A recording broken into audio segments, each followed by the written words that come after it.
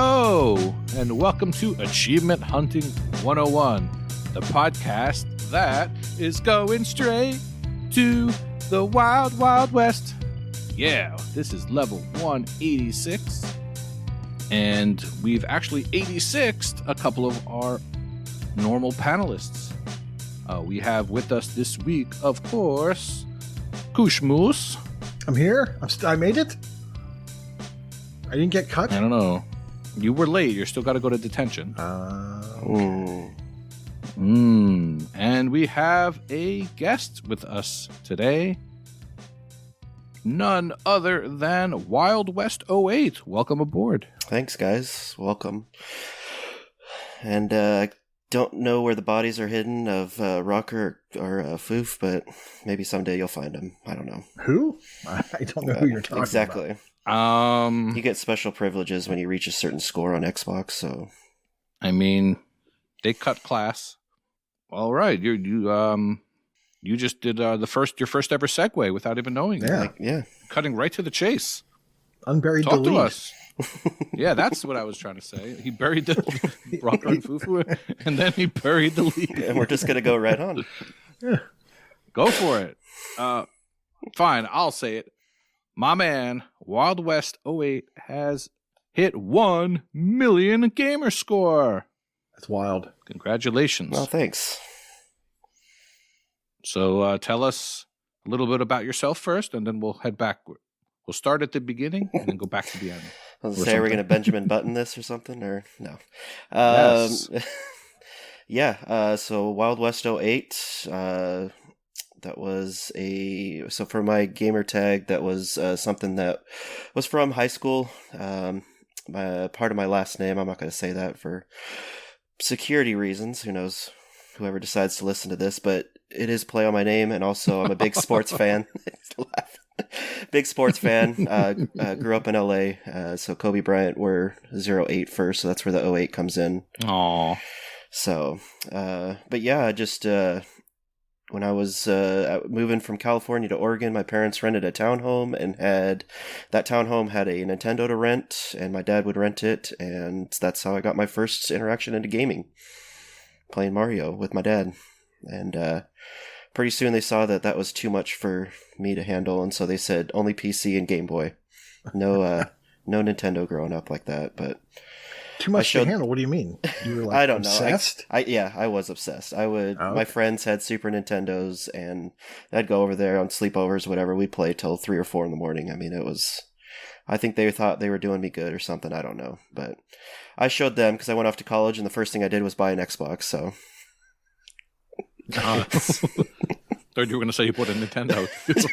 I'll show you. I would have, but that probably would have been more expensive to buy a now, Nintendo. hold on. You said you were in college and you bought an Xbox. Is that an OG Xbox? It is an OG Xbox, oh, yes. Oh, my man. I OG think we're Xbox. near the same age range. Probably. Oh, my gosh. So I was exposed to LAN parties with Halo when they first came out, and so that kind of got me going on Xbox. All my friends in high school had PlayStations and GameCubes and stuff, so we would do that, but the Halo was the first one that got me into Xbox. So we have someone who knows what a LAN party is, Al. This is unprecedented. Just barely. Just barely. That's fine. Oh. I unfortunately have never had a LAN party. You've never had a LAN party? No. Really? In college. But I did. Yeah, what's that? In college, we would string phone line between our Macs so that we could play Marathon. So we'd string phone cable from one floor to the next floor, out the window, through the window, out, and then we'd play Marathon that way. Wow. Oh yeah, that's awesome. It builds your love of games. I guess. It's pizza and LAN parties, right? It's a staple of every young growing mind. That's what college was all about. Yeah, that's true. So that was there. Growing up, PC games were the big thing, along with Pokemon. So got to play a lot of simulation games. Oh no! Oh, They may as well be here. I know. I think I'm going to be covering both of the other two with some of the games I like, but yeah, did a lot of Age of Empires and Zoo Tycoon and games like that growing up, but yeah, it was achievements kind of got me into playing a little bit further into games, and sometimes it's a blessing, sometimes it's a curse, but it's been a lot of fun exploring games and kind of seeing more of what the developers make for you versus just kind of playing it and for the story quickly and moving on. But you have a favorite genre or series or anything like that? Yeah, so action RPGs, kind of getting into the 360 was when I really started getting gamerscore and other stuff involved, and Fallout 3 was kind of the first big game that I got involved with gamerscore. So I've always partial to the Fallout series and what they have. I don't really appreciate where they're going with it now, but I mean, I'm not into the building stuff in Fallout 4 or whatever, but action RPGs are kind of the stuff that I enjoy quite a bit. Oh, come on. They haven't made a better action RPG than Zelda Link to the Past, so why even play anything? My wife's a Zelda fan, so she would appreciate that. Nice. That's about all her fan is. Get her on here. We don't need this foo cuddly whatever. So I can pick one game series. That's not a bad series. It's got a lot of it's got a lot of content that could keep you happy for a while. A lot of content, a lot of variety. So. Yeah. But yeah, Halo series, Fallout series, Alan Wake, BioShock, Red Dead. I mean, some big series that I enjoyed. All right, well, yeah. Well, what got you into achievements, my man? I can't really think about one thing. It just started, seeing that pop on the screen and just started going for stuff. Enjoyed it. Back in the 360 days, it wasn't like how it is now, where everything pops every 5 seconds and you move on. But so you had to play a little bit more. But I just enjoyed kind of, I remember looking at some list a while ago. I think it was Mass Effect when that came out, and kind of looking at that and like, I wonder what all this stuff is about. And so just started looking at stuff, looked at the old other website that we won't mention, and saw some guides there about how to get stuff involved and pop the achievements and whatnot, and started doing that, and I've been hooked ever since. Nice. Yeah, for all you young people, back in the day on the 360, it used to say achievement unlocked on the screen and nothing else. It wouldn't tell you what achievement you even got. You had to go in and search it out. Or what it was for. There's no crystal. It would just say achievement unlocked and that's it. And you're like, You'd be like, what the heck are you talking about? And then eventually they would tell you the name of the achievement and how much gamer score and all that stuff. But at the beginning, nope. Or you get an avatar. It was a mystery. Like, what? It was a mystery. Oh, yeah. Gamer pick unlocked. Yes. Gamer pick? What the... Yeah, rush past those and just go straight for the achievements. I was like, I don't give a crap. I kind of want to go back and get those now, because you can. I think I did on some 360 games. Yeah. Yeah. There's a page on TA that. Is there really? I think there's a board or a list or something that's dedicated to games that have, those sorts of weird things on the 360, the gamer picks and the avatar items and all that stuff. Oh, that's interesting. Yeah, I did not know that. Man, I'm getting waxing nostalgic now. Oh, yeah. Yeah, my favorite was when you would play a demo of the game. You could download a trial of the Xbox Live Arcade game. What's a demo? It would say, "Oh, you would have unlocked this achievement. Just pay now and it'll unlock it." Yeah, and you can unlock it. Yeah, I think they did. Yeah, they did that on arcade games, didn't they? They were good, right? You could download a trial. And... Technically, now that's ransomware. So... Wait! You're telling me that Spider-Man knockoff game is ransomware? If you want your achievements back, you'll pay us. But yeah, that's a little bit about myself. Do you want to get into your big milestone now or later? Oh, whatever you guys want to do. I mean, all right, we'll come back to it. Sounds good. And we'll go right into our question of the week, and that is brought to you by our lovely friend Vulgar Latin. He says, today's topic is on the topic of licensed games. Which dormant license would you like to see more games in? What kind of games would you like to see?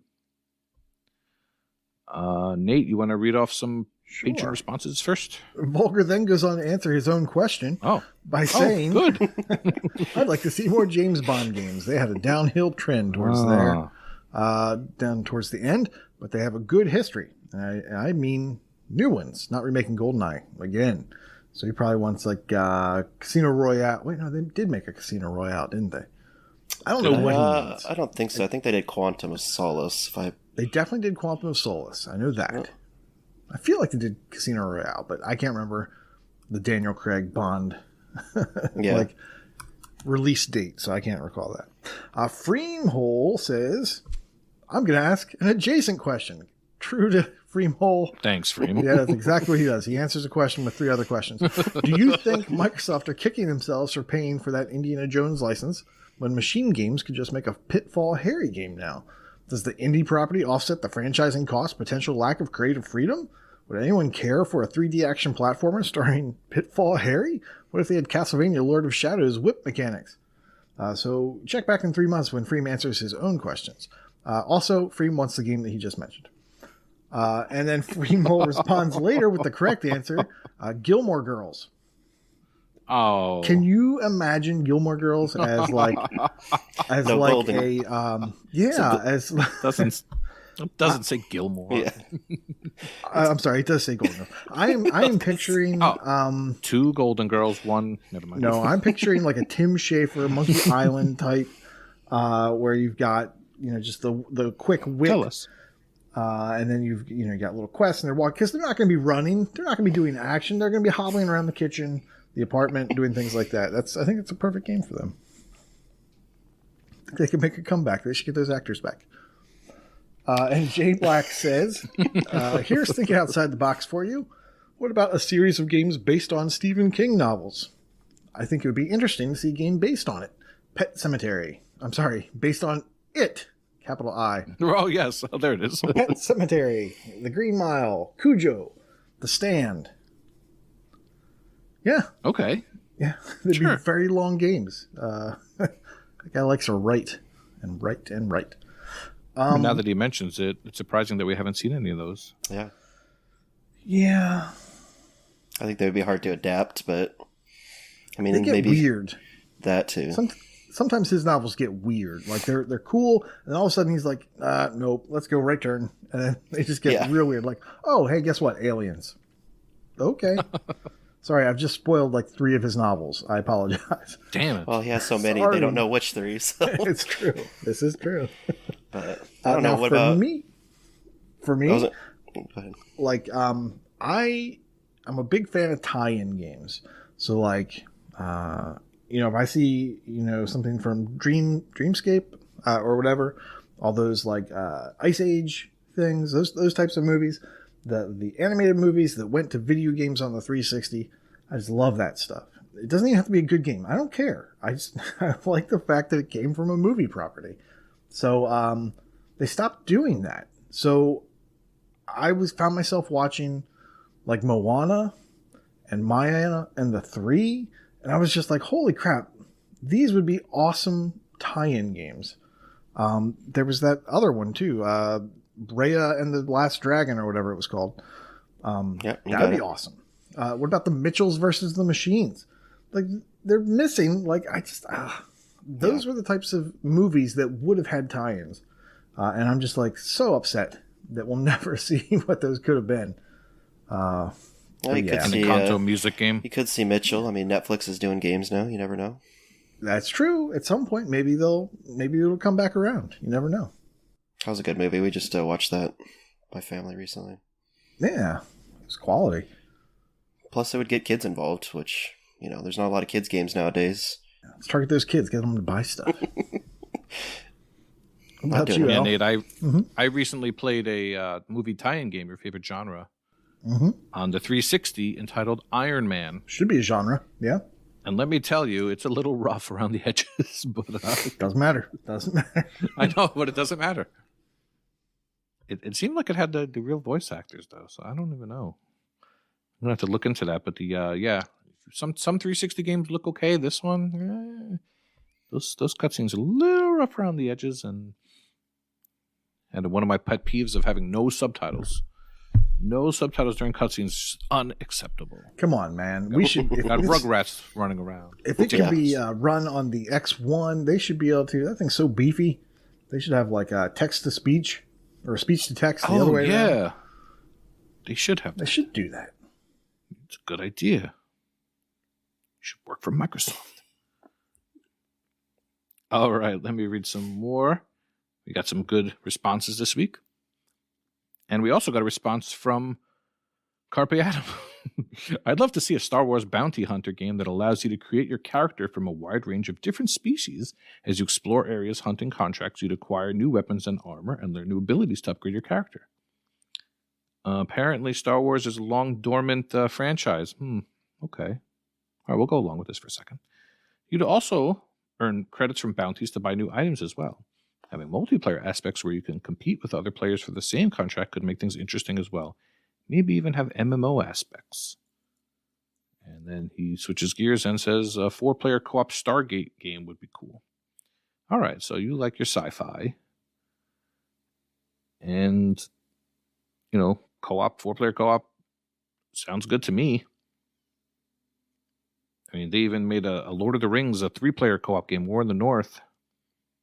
And, that's a terrible franchise, and they made that game work, so, Hey now.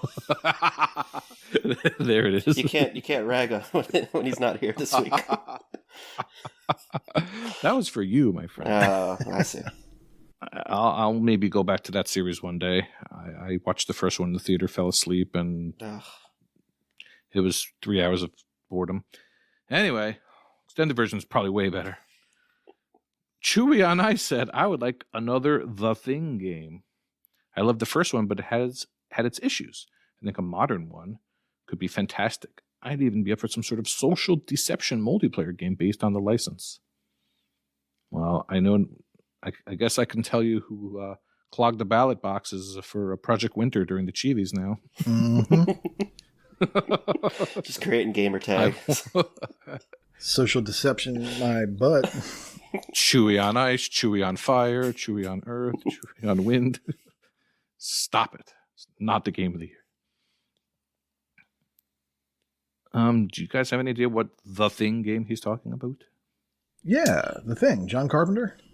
Yeah, it was was that 80s movie? And then it was he's not talking about the game. I know the movie. No, yeah. I know the movie. No, he's saying there should be a game based on The Thing. He said another. I didn't know there was a Thing game. Okay, so I don't know about that. right, I thought he was talking Fantastic Four. Honestly, when I first heard that, I thought he was talking about awesome. The Thing. Yeah. I'm okay with that. Oh, you probably will. I mean, Marvel's going to be making a new Fantastic Four movie soon, so you might get That is actually my favorite Marvel property is actually Fantastic Four, so I'm excited about that. Oh, the guy that did all the Spider-Man movies is directing that, so I don't know what your view on that is, but could be good or bad. No. Raimi. Sam Raimi. Sam Raimi. Oh, good. No. Yeah, the good Spider-Man movies. Which means Bruce Campbell has to be in that movie, right? He's in there somewhere. Maybe multiple times. Oh, yeah, for sure. All right, so... Well, I got to talk about mine. Oh, sure. Go ahead. Not that I have any idea. But, long dormant series such as, I don't know, Wakapeil. It was interesting how they knocked out Wakapeil 1 and 2. They knocked out Ori 1 and 2. Metroidvania games, other than Metroid, don't seem to get a million sequels. It's very interesting. Maybe we need some more. But I think if they did another Guac or Ori, it would have to be different somehow, look different, play different. It's always weird because if they change too much, people are going to complain. But if it's the same, people are going to complain. People complain a lot. I just realized. It's a fine line. Realized. I just realized that, yeah. Obviously, you don't visit the TA forums very often. No, I don't. In protest of Noth getting kicked out, I can't go there anymore. What about, I don't know, Viva Pinata? That needs to come back. It's been over a decade. I actually like Viva Pinata. I know people don't like it, but that was a good one. Surprised you don't see stuff like that come out. A new Conquer game. There you go. Every game in Rare Replay, get a sequel. Give us a sequel. but not Battletoads. That one was Mr. Wild West 08. Sure. That is your real name. It is in some circles. Echo said, "Can I get a modern Def Jam, please and thank you?" I'd like to talk to Mr. Echo about this. I don't think I've played that game yet, so you guys would have to provide any insight there. But can we get the Super Bowl version? Like, I want them aged. Like, oh God, so the amount of memes I've seen. It's like, so did you enjoy the Super Bowl halftime? You might want to book a colonoscopy. I want to see like an old Snoop Dogg doing capoeira. Or like Matrix moves, like dodging just the way, he moves, and 50 Cent is fighting upside down, hanging from ceilings everywhere. Falling down, awesome. breaking his back. I mean, I played Def Jam Vendetta on the PlayStation 2, which was actually made by the people that made the WWF games for N64. So it actually was pretty cool. And then I played Def Jam Icon on the Xbox 360, and it was less cool. But it's basically just a fighting game with hip hop and rap superstars.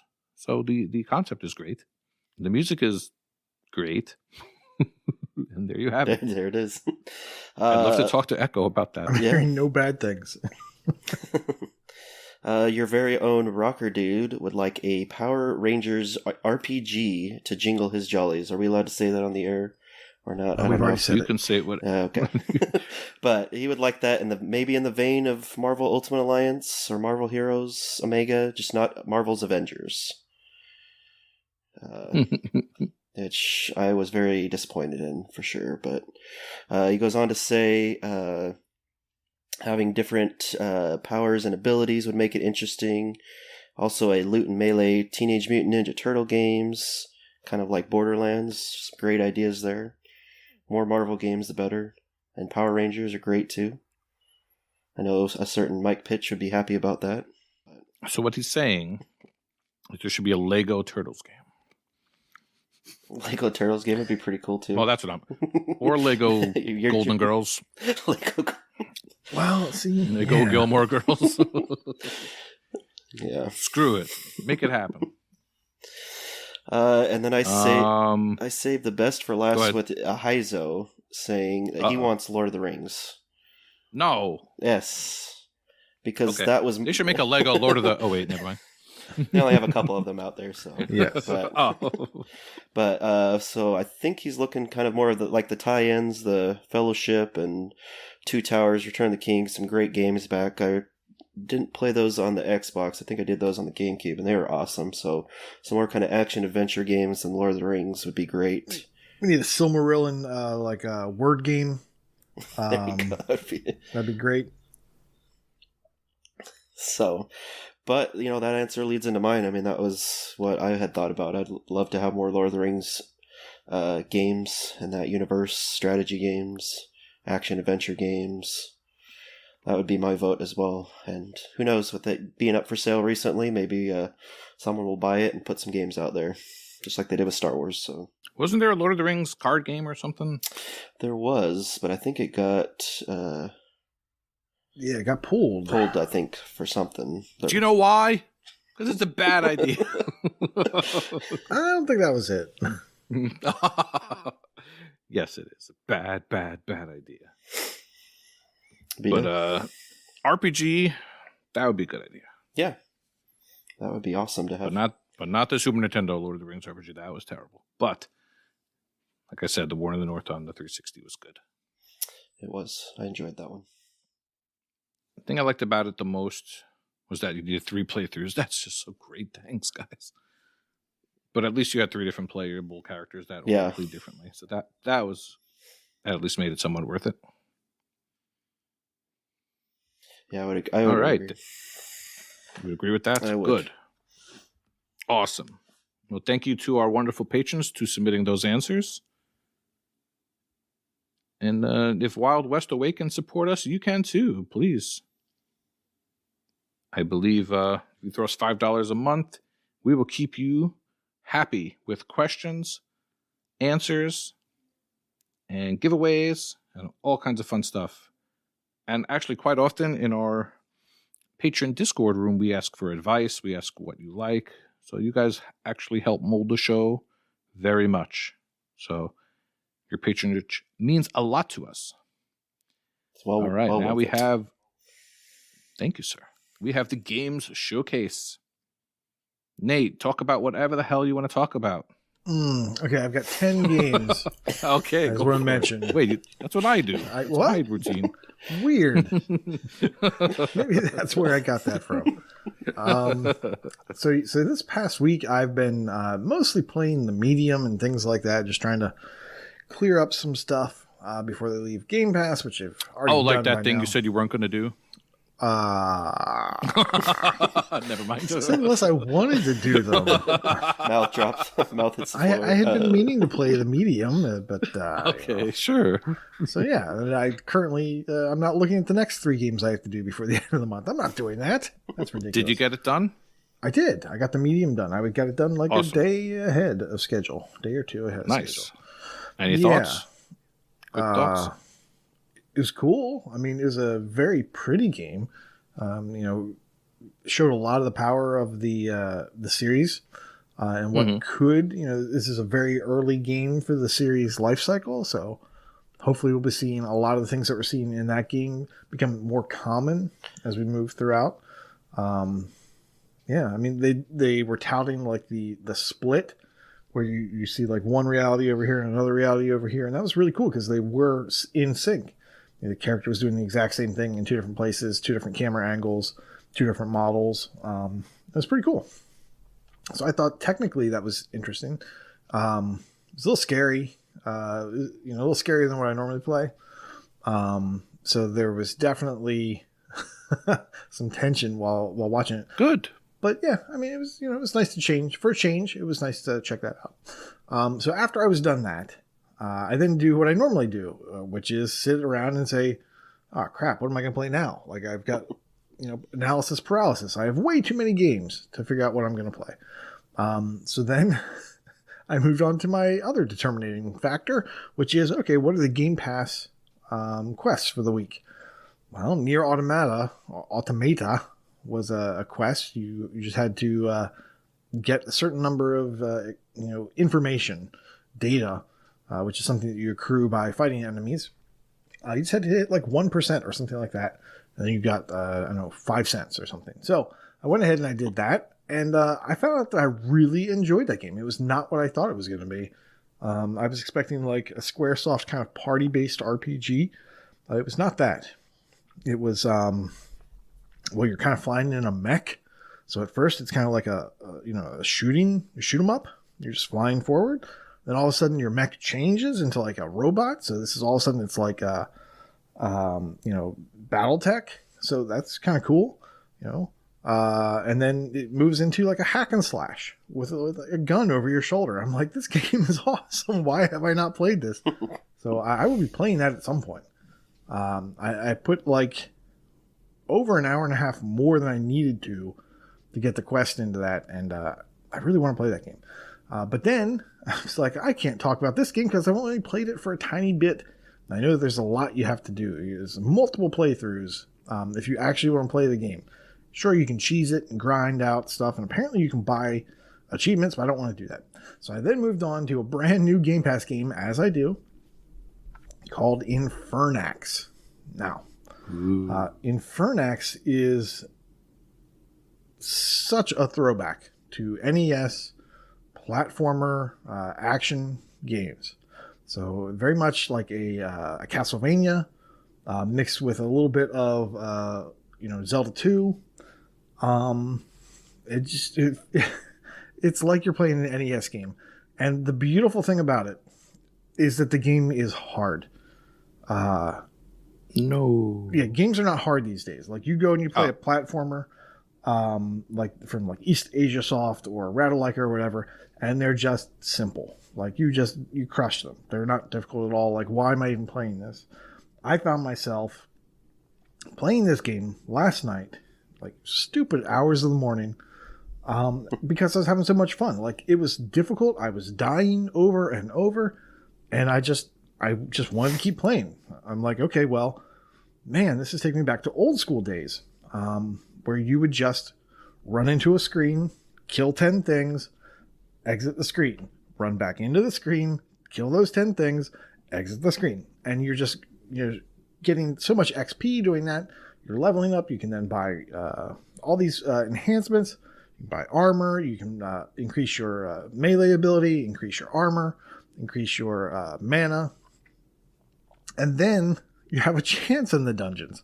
So that's what I was doing. I was just kind of grinding that out. The music is okay right now. I haven't really been drawn into it too much. But Really? yeah, I don't know how it's going to appeal to people today. People who haven't played these types of games as they were growing up and were kind of, that's the type of game you grew up on. You cut your teeth on. I think it's too hard for people today. Possibly.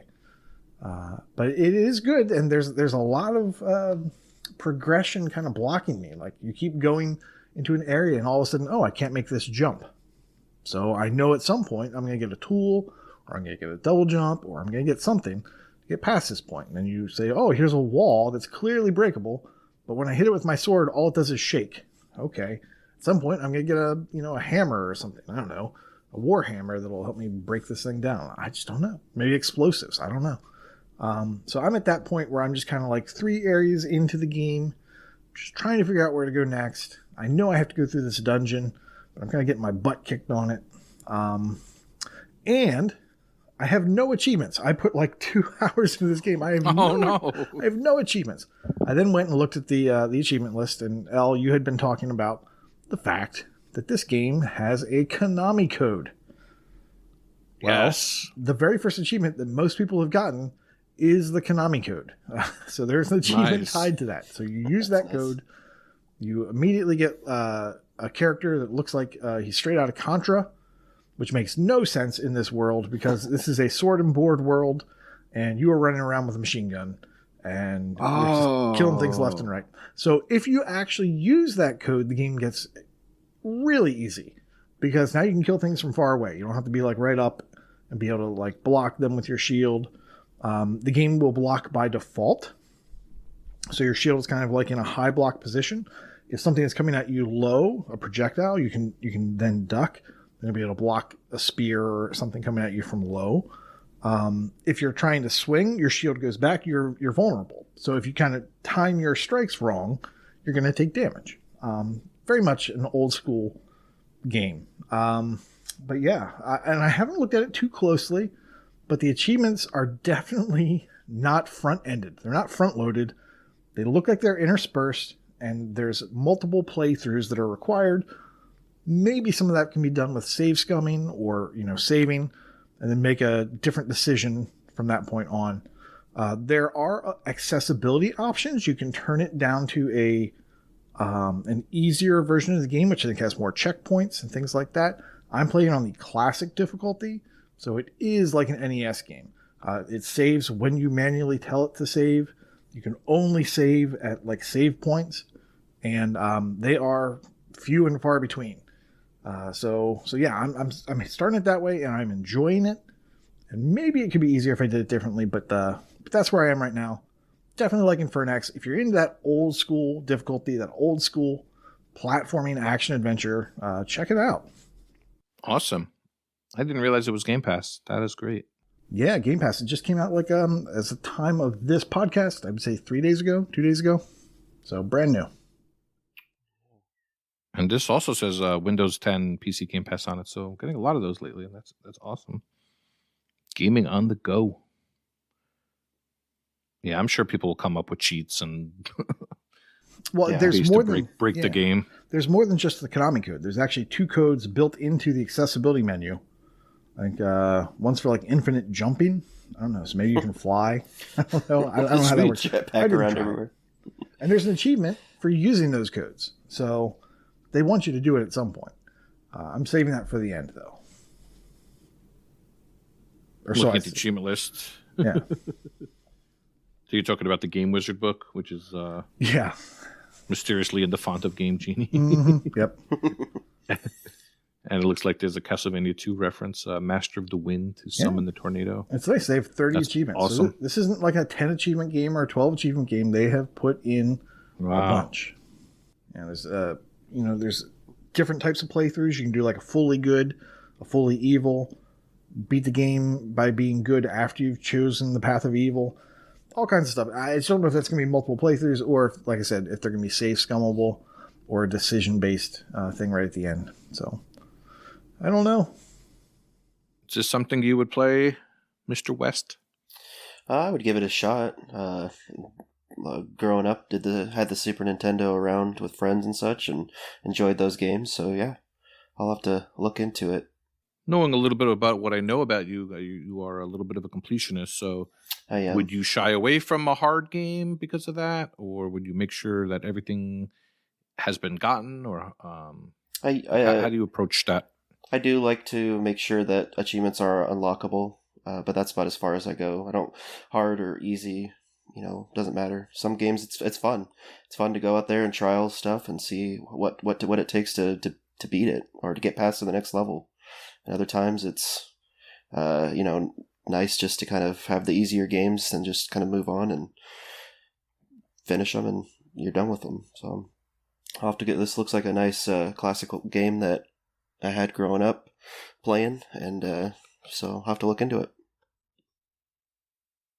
Yeah, it definitely interests me as well. And that again is Infernax. Sorry, Koosh. This one just strikes all the little funny bones. Mm-hmm.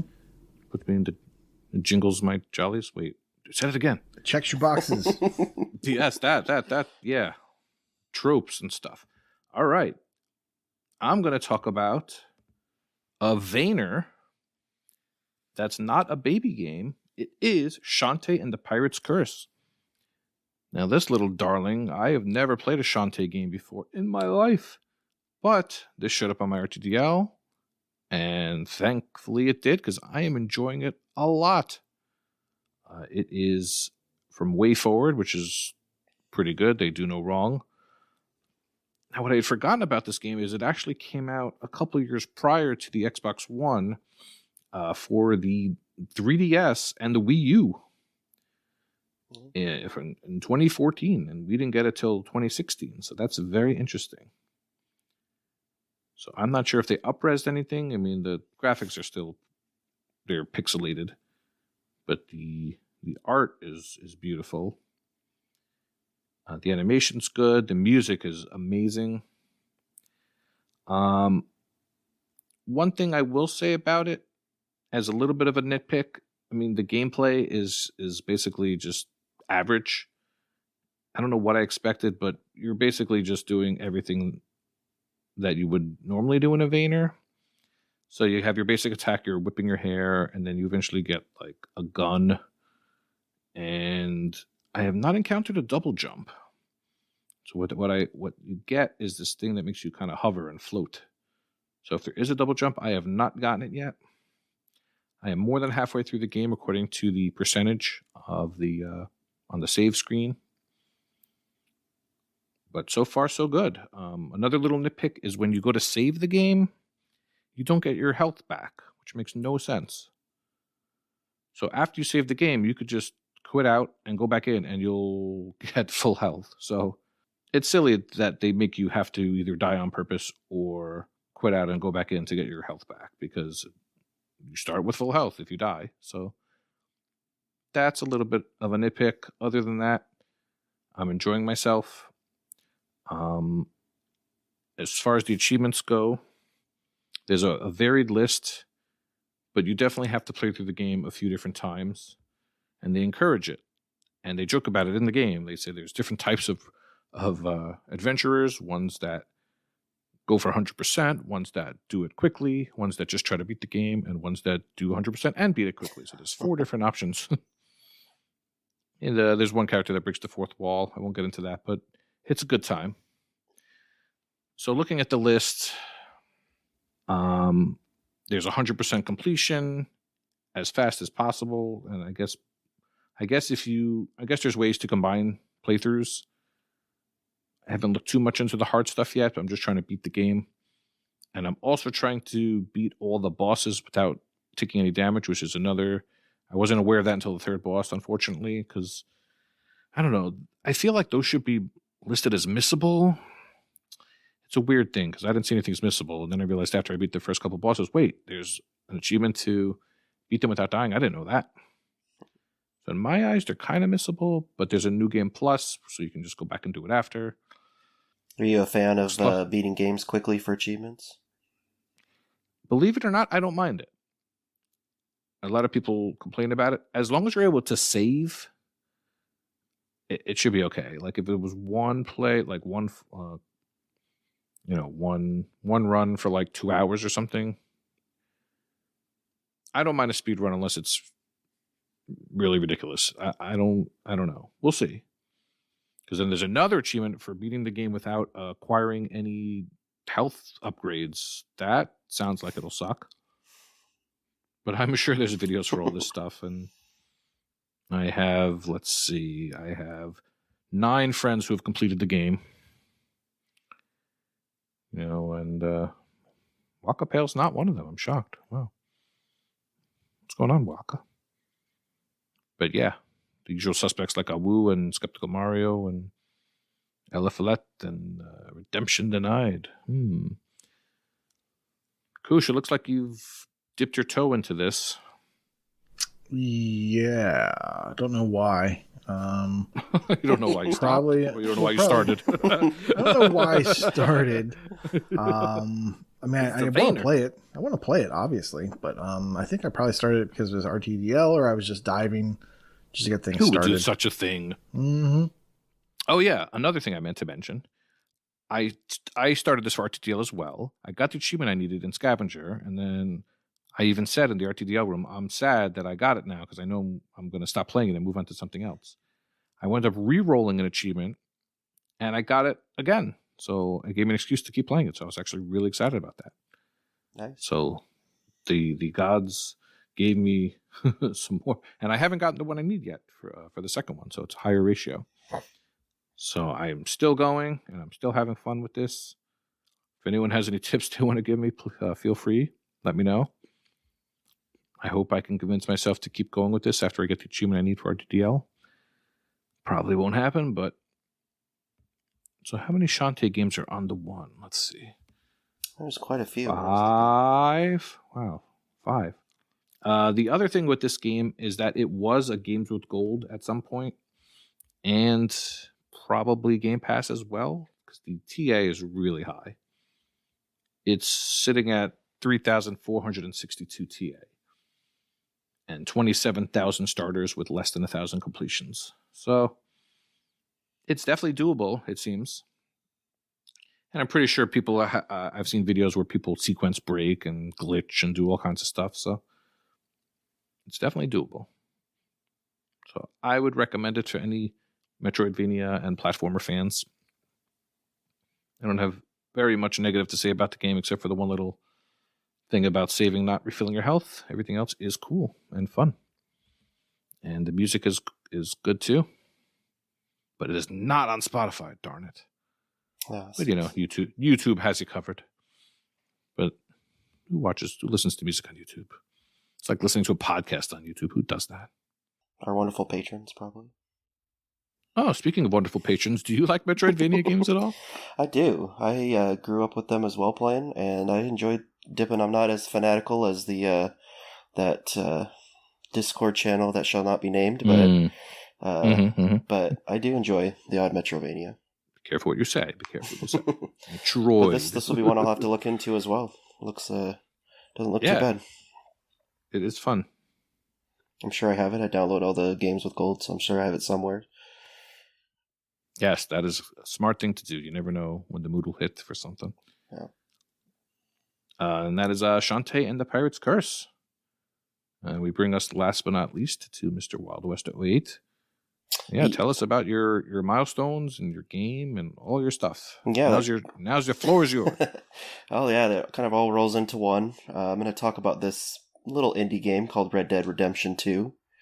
Came out. I don't know if anyone's heard of that one, but let's see. I think it came out in 2018. Yes, And that was one of the Wow, last... it's that old already? It is that old. When I finished it and looked at it, I was like, wow, I can't believe it's been that long, because that's one of the last games that I pre-ordered, actually. I've just been kind of bitten bad with the pre-order bug, and decided just to kind of wait and see how things work before buying games now. And but yeah, this was one I pre-ordered, and I started when it came out, and finished the prologue to the game. I think there's 6 chapters, if I believe, 5 or 6 chapters with the prologue and an epilogue.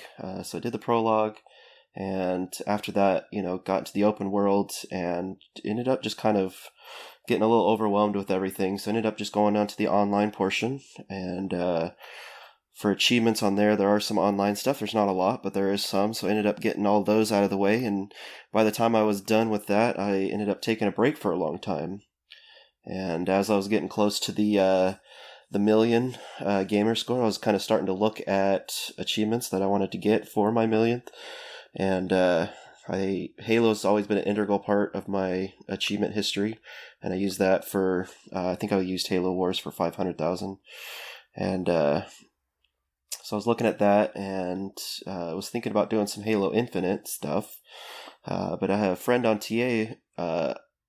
He suggested I do the Best in the West achievement, which again, kind of from earlier in the show, kind of plays on my last name a little bit. So I thought, with being on my last name, being an achievement for getting 100% completion in the game, which is something that I enjoy doing, I thought it just kind of all fit together, and I thanked him for the tip and decided to get everything set to get that. So it kind of just worked out well, and it's a fantastic game. I mean, it's an open world. I don't think I've ever seen a game that big before in my life, and it's got its own ecosystem. I mean, you can shoot an animal in the northwest part of the map, return there in 3 or 4 days, and the carcass is decaying. I mean, that's how crazy it is. It's just... Wow. That's just the detail that they put into it, and it's a little sad. I remember reading an article. I tried looking for it before the show, and I couldn't find it, so I'd have to do a little bit more research into it. But I remember reading an article a while ago, and they interviewed some of the people that worked on the game, and it was surprising. I think they said less than 10% of people finished the actual campaign and everything for this. So that shows you how big it is that it just doesn't get a lot of people going all the way to the end. But it was very enjoyable once I kind of got back into it. It's just a beautiful world. I mean, I read an article also the other day, and someone submits shots from the game for their weather report at their whatever city they were in, because they're just showing how beautiful it is, and the people thought it was real. That's how well the graphics were done in this game. It's just it's hard to describe it, because it's just an amazing game with a lot of thought put into it. The soundtrack to it is amazing. Especially, I'm not going to ruin anything with the story, but the last part of the game with the soundtrack was just amazing for it. And this isn't a spoiler or anything. I mean, for those who have played the game, they know that this is a prequel to the 360 game, so it sets up that game perfectly. It does a great job with that, and once I got back into it, it never outstayed its welcome. It was just a great. I had a great time. I usually play, there's anywhere from 15 to 20 missions or so per chapter, so I'd play a few missions, and then I'd go start exploring the world. There's achievements. Let's see, there's achievements for you have to skin every species of animal in the game. You have to study all the animals in the game. One of the areas doesn't unlock until the end of the game in the epilogue, so you can't get it done early.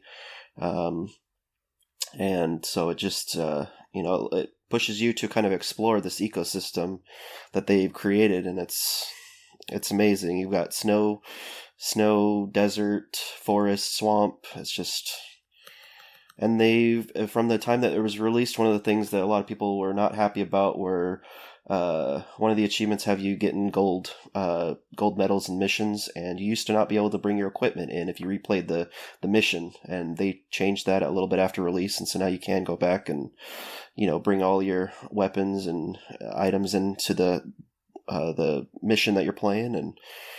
But other than that, it's mostly just kind of exploring stuff and doing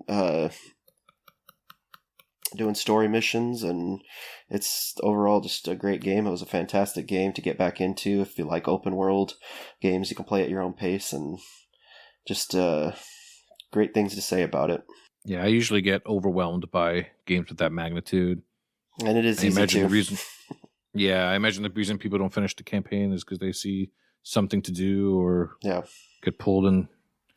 Yeah, it was as I was kind of doing a little bit of research for this, I was surprised. There's 360,282 people on TA who have started it, and out of that, 1,859 have completed it. So I was kind of surprised at how many people had completed it, considering it is over 200 hours most likely, unless you're able to rush everything and get everything quickly.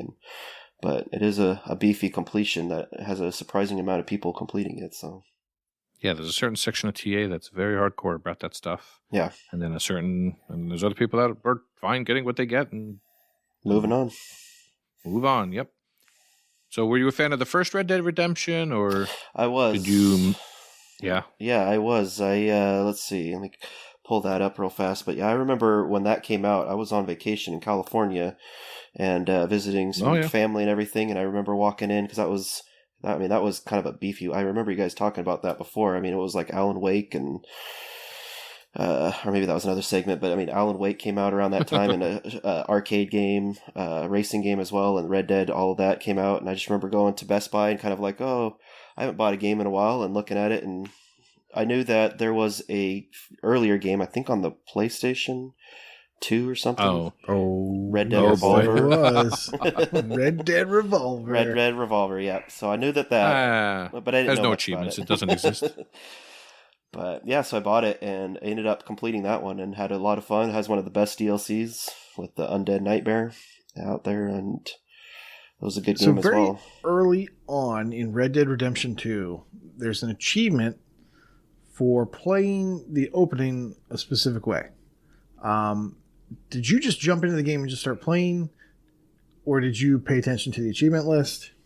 I did. I didn't really pay attention, even though I was well into my achievement ways at that time. Did not. That was one of the games that I had such a fond memory of playing the 360 version that I just kind of went in and just didn't really care about achievements too much at the beginning. And then once I kind of got past the first part of the game, then I was like, oh, I want to take a little break from this. I don't know what was going on in my life with that, but I didn't want to put in all the time to complete it. So I ended up just doing the online stuff, which isn't that difficult. I think you have to get MVP in one match, which you can easily do, and horse racing, and you have to get to level 50, which is pretty easy now because they give you a bunch of missions in there that you can do and get a lot of XP. So it's not a terrible online completion. I think it was a bigger deal when the game first came out, but you have to do this. You're on this mission. You're up in the mountains, snow everywhere. You have to kill these animals and not miss a shot. Is what you have to do. And I played that part, and I was like, "Oh, that's cool," And I get on, progress the story a little bit farther, and then I go and I look at the achievement list later on. And I was like, "Ah, crap!" Like I had to be perfect in that section, and I wasn't. And I'm guessing now that they allow you to replay missions and bring your gear and stuff. It's not a big deal. But back then, I was like, oh, okay, I guess I'm starting over at some point. Yeah, I think you have to do that for getting a gold medal, and then you got to get 70 gold medals in the game, which, there are quite a few, especially in the epilogue, there are quite a few easy levels that you can get your numbers up there. And then nowadays, they patched it into the game that you could bring all your items in there, and you'll have all your stats high, and you can easily get through a lot. I wasn't even really going for gold medals as I was playing the story. I just was like, I'll mop that up later because you can, and it just ended up just having a lot of fun with the story. So I was like, if I get it, I get it. If I don't, I'll look at it beforehand and see what do I need to do. I'll try for it, but if I don't get it, no big deal. Just move on and try later. So, but that's Red Dead Redemption 2, and it's, if you're a fan of open world games or Western games, that is a perfect match right there. And that is awesome. Usually people have an achievement in mind to go for their million, but you got that completion, right? Yeah, we got the completion with the million. It was the attain 100%, which is pretty much you have to do everything in the game. There's games you have to play. You have to skin all the species. You have to get your Deadeye and health and stamina all up to the top levels and everything. So there's quite a bit that goes into it, and was able to get that for it. So I felt it was worth it to get that million on there with that one. I'm surprised to see that game doesn't have any DLC, huh? No, it's only worth 1,000. Yeah, that's kind of a bit of controversy with Rockstar. They're kind of putting all their eggs in the GTA basket with the online, so they're not really doing any DLC. The first, or not the first game, but the 360 game did have DLC in it. A lot of it was the online DLC, but they did have the Undead Nightmares, which was really good story DLC. But nope, they're probably not going to do DLC for this, and probably just if they decide to make another game, then they'll probably do Red Dead Redemption 3, but or whatever it might be called at that time. Rockstar doesn't count at 3. Oh, that's someone else. Wait, I got confused. Sorry. They miss numbers. They go 3, and then they threw a bunch of offshoots of GTA, and then they'll say, okay, we'll do 4 now. And then... All right. I have some more questions for you. Now, you are a completionist. So when you play games, do you stick with one game until it's done and not jump around so much? Like, how do you stay focused on this? Or are you just stubborn? Tell us a little bit about that. Yeah, no, I do. I'm not a big fan of jumping out because I had a hard time when I was trying to get Gears of War 4 done. And I'd play Gears of War, and then they'd release DLC, and then you'd go back to it and everything, and just trying to learn all the controls. It was just kind of frustrating for me. So I usually like to kind of stick. My gaming habits usually involved doing something that's like 25 hours plus as the main game I'll play during the day, and then if I want to keep an achievement streak going, I might just kind of pop an easy one in a Ratalaka or something similar and just kind of keep playing that. So that's what I was doing during Red Dead. So, there's quite a big chunk of time where you could go out without getting an achievement in there, and just if I decided I wanted to keep a streak going, I would just pop a quick one and just continue playing Red Dead. But so I'll usually finish those big games and then move on to something, might do a couple 5 or 6 hour Game Pass games that are on there just to kind of see how they are, and then get back into a big game again. That's cool. So you definitely mix in those easy games, because I was looking at your stats, and I have a little bit of a bone to pick with you, my friend. You think you know what that's going to be? No. Could be anything with you. Oh, that's very specific. Well, according to the screenshot you took, you're at 99% completion. According to what I see, you're at 97.5% completion, which of course is still great. But and then your completions would go from 902 to 876. So, my friend, are you not a fan of the old DLC setting? No. If I don't have it, I don't think I should be penalized for it. But that's just my opinion. All right. I do plan on going back and cleaning up a lot of the DLC as well. That's something I've been thinking about doing. Like, I know Prey's one that I got to go back and do, and I enjoyed Prey quite a bit. And they released a DLC well after it was released, and so I know I've got some ways to go. But. All right, we won't have a fight with you since you're our guest, but you're only cheating yourself. So anyway, no, you're still completionist in my book, and I'm surprised to see you only have 900 and so games on your tag. Usually, people with the million gamerscore have quite a bit more than that, I think. Yeah, it's just kind of the way, like I was saying, I just kind of play a game and I'll put all into it because I'm just not a fan of jumping around quite a bit, and so I usually kind of just put on what I want. I've been burned too many times of buying games and then getting ready to start them or something, and they're a lot cheaper. So I'm just like, I'm just going to buy what I want to play now. And I see you've listened to our Ubisoft episode.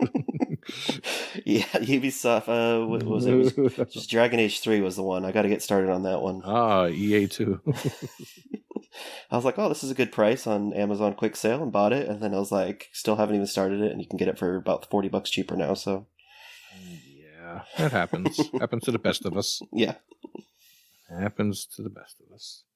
All right, that wraps up the games showcase. That brings us to a brief bit of news. Right before recording, we learned that starting May 16th, 2022, Xbox features will no longer be supported on Windows Phone devices. As part of this change, earning achievements will be retired on Windows Phone devices. Some games may still be playable on your phone, but progress will not be recorded to your Xbox profile. Wow. Well, I might be alone in this, but I have never had a Windows Phone and never popped an achievement on a Windows Phone. What about you, Mr. Wild West? Nope, I'm a Samsung Galaxy phone guy, and So I haven't ever bothered with that, but I mean, I think it's kind of the natural progression as we move away from Windows phones. I can see them not doing it, but it kind of stinks for those people who are hoping to finish it. So I gave some notice, at least. Better than nothing. I mean, the way I see it is that, like, I've never been into that stuff, but I know people that have. But it seems like the last several years there have been issues with that stuff, from what I've seen. Yeah, I've seen that in the Discord quite a bit, that people have had issues with popping achievements or something. Didn't it go away for a while or something? It's been on again, off again for a while. The syncing wasn't working, then it was working, and every time it would, start working again, people just kind of rush to get stuff. But this seems like a final. This is a definite, hey, we're done. I picked one up because they were cheap. I picked up a Windows phone for cheap. It's not a great one, but I was playing some games. But then I had an issue with the, some sort of, I don't know, maybe it was the fact that stuff wasn't syncing. I don't know. But I basically bricked my phone profile or something. So I was just like, all right, I'm done. But, there's a little bit of FOMO. I kind of wish that my phone was still working. I could, get a couple things that I would like to get, like Plants vs. Zombies. That'd be cool to get that series completion, which is no longer possible once the Windows Phone goes away. So, there's a little bit of regret, but whatever. There's bajillion games to play. So, Assassin's Creed, Windows Phone, Mass Effect, Crackdown. There's all kinds of weird stuff on there. Yeah. Yeah, there's still a market for it, I bet, but hard to do. Hard to get them now. Well, the best part is we can nuke the channel once once that day rolls around. We can nuke it and forget about it. So Rucker is counting the days. Yeah, he's got several reminders. He went out and bought a physical calendar just so he could write on there when he can nuke the room. X out each day, one day closer. Exactly. With blood. I wasn't going to talk too much about this, but it did get me thinking about, are they going to do this with Windows 8 support, Windows 10, 360? Like I know we have backwards compatibility now, and you would think they would honor that for a while, but at some point, I don't know. I hope we get more than 3 months of notice when it comes to the 360. So, any thoughts on that? Don't like to think about such things like that. That sounds horrible. That'd be soul crushing. I've had it since 2005, and it's not enough. Yeah, people will go crazy if they shut that down. Need more time. But I dabbled in some Windows 8 stuff and ended up having to buy a tablet off eBay to finish some stuff, but I think I'm all done with that, so I wouldn't miss Windows 8. Like Solitaire. Disney Fairies. Yeah. Played the first one with my daughter. She was 3 at the time, and she enjoyed that quite a bit, and so had to buy a tablet to finish it off. Didn't get the DLC, did you? I did get the DLC. You did get the DLC? You see it? Yep. I was kind of pegging you as a no. Let me see. Let me see. That was quite a long time. That was a fun game. It's interesting. It's kind of one of those finding. I played it by myself. I mean, with my kids. It was a long time. I think, let's see. So I finished the first one, and I don't even know where it's at now. 2015, and I didn't get back to it till last year. So that was quite a big jump between the two. Wow. Yeah. So we need like a 10-year notice before they shut off Windows 8. And Windows Phone for some people. Mm-hmm. Yeah. That'd be nice. Nice little lead up. All right. I was hoping someone would come up with something to lead me into sales, but we've had no such saleways. So I will just say the word saleways, since I haven't said it in quite a long time. I'm going to go with one easy game, Siggy, A Fart from Messaluna. Melucinina? Yeah. Siggy. One of those. The Ghost and Goblins looking Mario game that is really just about an hour to complete at most. It's $2.49 down from $5. I enjoyed that one. And there's a Super Volley Blast and Super Tennis Blast bundle for $6. It's usually $20. Those are two not so bad completions. And if you have family members who are into sports or anything like that, I believe they are both 4 players local. the tennis has, they have doubles, right? So, and that also will help you with achievements. You can play the campaign in co-op as well. So I had a blast, pun intended, playing that with my son. And that is what I recommend. Wild West, do you have any tabs open? Too many tabs. Uh-oh. Well, I thought since I was filling in for Rocker Dude that I might suggest Lawnmower Simulator, but then I was reminded that it's coming to Game Pass, so that's a preview for a future segment. But would you be firing people too? But well, I saw a couple. I was a huge fan of Crysis on the 360, and I know it kind of bricked some PCs back in the day. But they have the remastered version at the lowest price of $34.99 right now, from $49.99. So I might pick that one up, because I'm a huge fan. I would love to play those games again, and there's no multiplayer this time around, so you don't have to worry about boosting anything if you don't like that. Another one that caught my eye, I'm a big Witcher 3 fan. I've been putting it off, waiting for that Series X enhancement that's supposed to be coming out, and the expansion pass is 70% off at $7.49, which is the lowest price ever. It's down from $24.99. That adds a lot of content to the base game of Witcher 3. Probably could make its own game if it wanted to. And then if you want just everything together, the Game of the Year edition is 80% off at $9.99, down from $49.99. So you can get quite a bit of content in either of those. And the last one I wanted to recommend was Need for Speed Hot Pursuit Remastered. I did the 360 version. I loved it. I'm going to get this again and play it again. So it's $7.99, which is 80% off, down from $39.99. So, quite a bit of variety for those who want different things. Wait, people buy racing games with money? I'm sure some people would like their own channel and Discord for that. What is that game like? Need for Speed Hot Pursuit. Is that racing? What is that? Is there a story? I think that was one without a story. I don't remember them having much. It's kind of more of the kind of deals into the PC games that I played growing up, of Need for Speed, where you're cops and robbers, just trying to get to the end and everything. There wasn't much of a story. There's not much. I don't think there's really any online. There might be a few achievements, but it's mostly just racing to the end and not trying to get caught by the cops. Okay, yeah. So if I'm not a fan of that type of genre, would that make me racist? No. But I think this is the... Moving on! Yeah, let's move on quickly.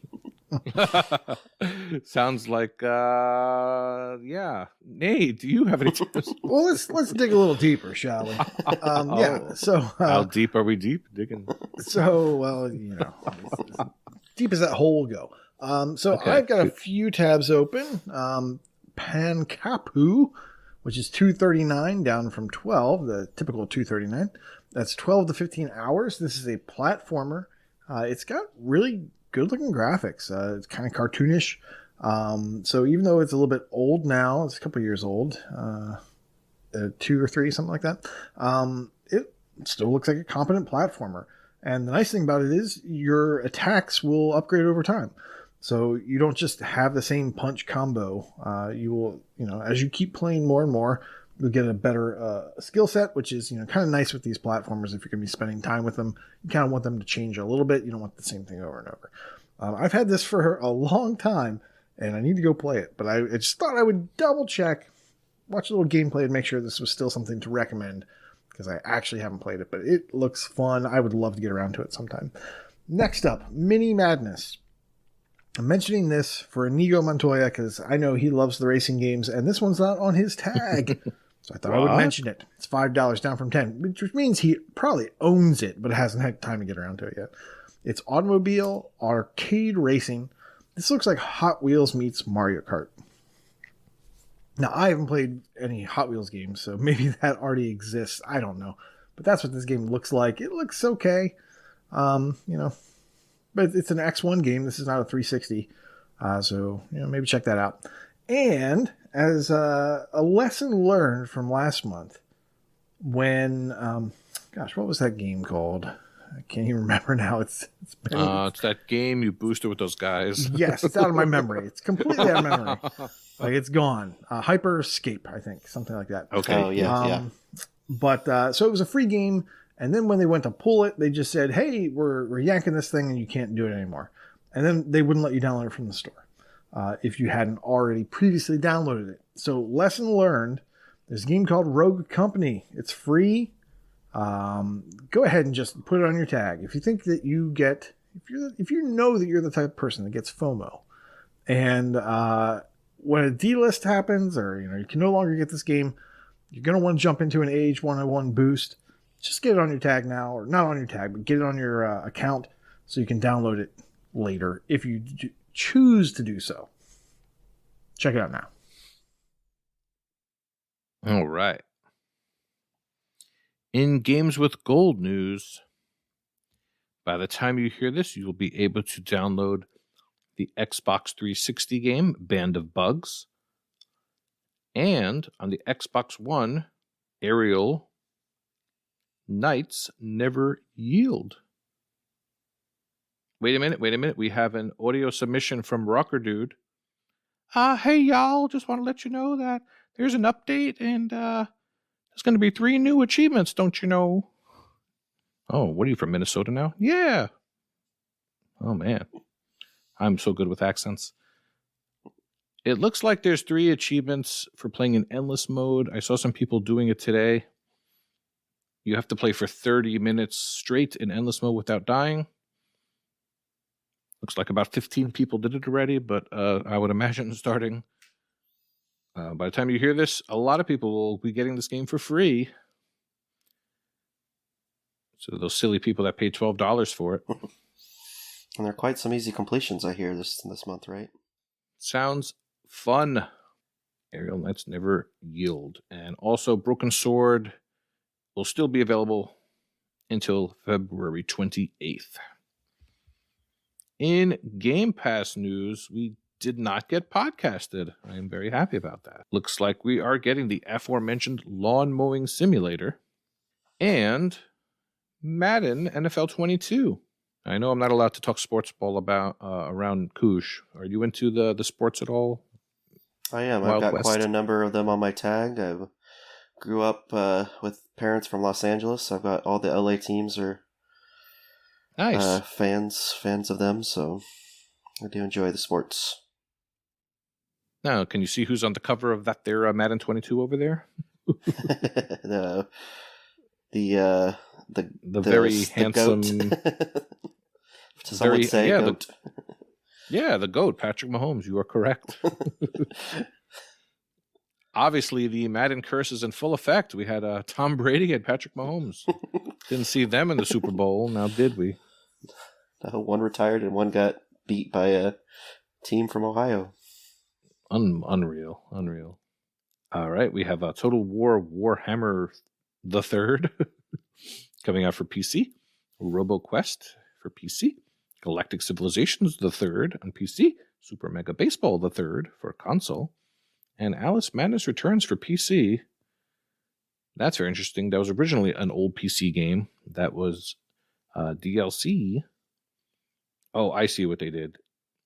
Okay, I thought this was American McGee's Alice. Okay, yeah. So Alice Madness Returns is going to be playable on PC. That's interesting. Maybe that's a stack. We'll see. I doubt it, though. I was getting confused with American McGee's Alice, which was the first Alice game. That was originally a PC game. That was DLC for Alice Madness Returns. If you don't know what I'm saying, look it up. Being removed from Game Pass, I saw Hypnospace Outlaw. Retro Chief saw that it was a point and click, so he got that done right away. Looks like there's a video on YouTube that you can get that done real quick. Killer Queen Black, Stealth Inc. 2, and Tuhu Luna Nights, which is a Vayner, so that's a little bit sad one. And then there's one that's a little bit scary to me. Titanfall will be leaving EA Play on March 1st, so I'm really hoping this doesn't mean they're shutting it down. I still have the 361 to do. I mean, I wouldn't even blame them at this point, but hopefully we get some notice if they decide to do that. That was the first game I ever bought for the Xbox One. Oh, awesome. I bought the physical copy of that one as well for full price, and that's a piece of junk now, right? Probably can find it at $5 and below. I think I saw the picture. Yep, $5 below. Titanfall is indeed great. I wonder if there's people playing it. Did you play Tuhu Luna Nights, Koosh? I dove it and then didn't go back to it, but I will probably buy it so I don't have to. So I don't have to cram it in here in February. So I would actually commend that, believe it or not. Well, I liked what I saw, and if the price is right, and it will eventually be right, I'll pick that one up. I like to own most of the Vayners, so it'll probably happen. All right. In contests, G-Task, I believe, has 12 weeks left. We've had some community members get eliminated recently. Wild West, why don't you tell us who those people were? Yeah, on the individual side, we have Bastion Reader, Whisperin' Clown, Eldritch SS, and Toby Lynn have all been eliminated on the individual side, so sorry to see you guys go, I guess. On the team side, we have Nightwolf, Whisperin' Clown, Toby Lynn, Fista, Roboto, and Aftos84. They decided the team part was not for them anymore. Rip. Good job, guys. They did better than me, so. Oh, yes. Hopefully they weren't counting on Skull, and Skull got pulled out from underneath them. You never know. That was, what was the deal with that? It was a console command game that they patched? So it was a game that came out a while ago on the X1, I don't know, a couple months ago. I don't know. If only there was a website that had release dates. And it also came to Game Pass last week. But the console, it's not console commands, it's a dev menu that allows you to skip ahead to certain chapters, allows you to give yourself items, those sorts of things. You can't just unlock achievements. You still have to do something.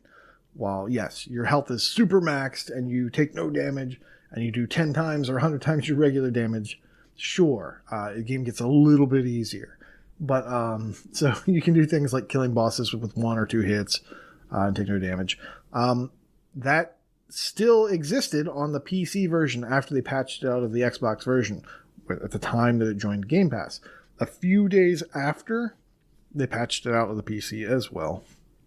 So anyone that had their Game Pass PC set to not auto-update would, if they had downloaded it at the right time, they would have been able to complete it. Anyone set with auto-update missed out. So sad. I know you took advantage of that. I didn't even hear of it until it was patched out. Well, I also played the game, and the game is fun. However, it takes a lot longer to beat it naturally. I imagine so. Yeah. All right. In Brag Camp, completions. Go ahead, Mr. Wild West. Yeah, we've got MZ Fergie with 100 completed games. We have Sabin Rothschild at 300 completed games. High Road V2 at 400.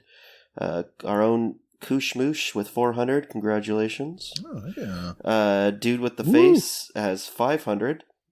EOJ at 600 completed games. Our own Big L at 700 completed games. Congratulations. Unky, Tim FU, 800 completed games. Yes, exactly. Wow, why don't you like him? I don't even know him, but I'm just going to throw it out there. Okay, Lego Head, 1977, 800 completed games. Elroy OMJ at 1,100 completed games, and Sniped by a Girl 1. 1,200 completed games. I know who it is. I was just... Yes. But congratulations, those are some great ones. I love seeing those ones. I remember back in the day when it was like 50 completions or 100, I would plan out which game it was going to be, make it something decent. Now I hit 700, I'm like, well, I don't even know what game it was. I was going to ask you, do you know what game you did 700? I mean, I know now. When the Past Was Around, a pleasant little point and click. Okay. It was very pleasant. That's all I could really tell you about that one. I think mine was the medium, actually. I had no idea. See? It popped. I went to go look at it. I was like, oh, I got 400. Cool.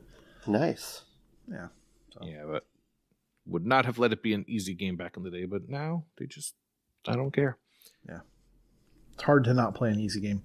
In ratio, Unstoppable KD is unstoppable with a TA ratio of 2.0. In streaks, nice. Luke 17000. There's no commas in this place.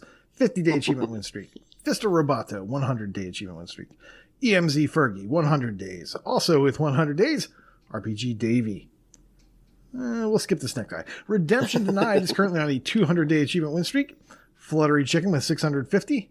The Super Bob 49 with 700, as is Sincere Seeker 6. Prince It is currently on a 750-day achievement win streak. And Elroy OMJ with 1,650 days. Wild West got 200. Don't skip him. He's a good guy. I wasn't sure if he was going to mention it at the end. I didn't know. Don't skip him. He skipped his own, so he doesn't talk about himself. Following suit. I guess I'll do gamerscore. I'll do gamerscore too while we're perfect. You're saying that he got 900 completions and didn't want to tell us that? Is that what you're saying? Maybe. In gamerscore, this is my Kenny impersonation. Dark Lord Davis has reached a new milestone of 350,000. The Super Bob 49 with 400,000, as is Wheezy Fuzz.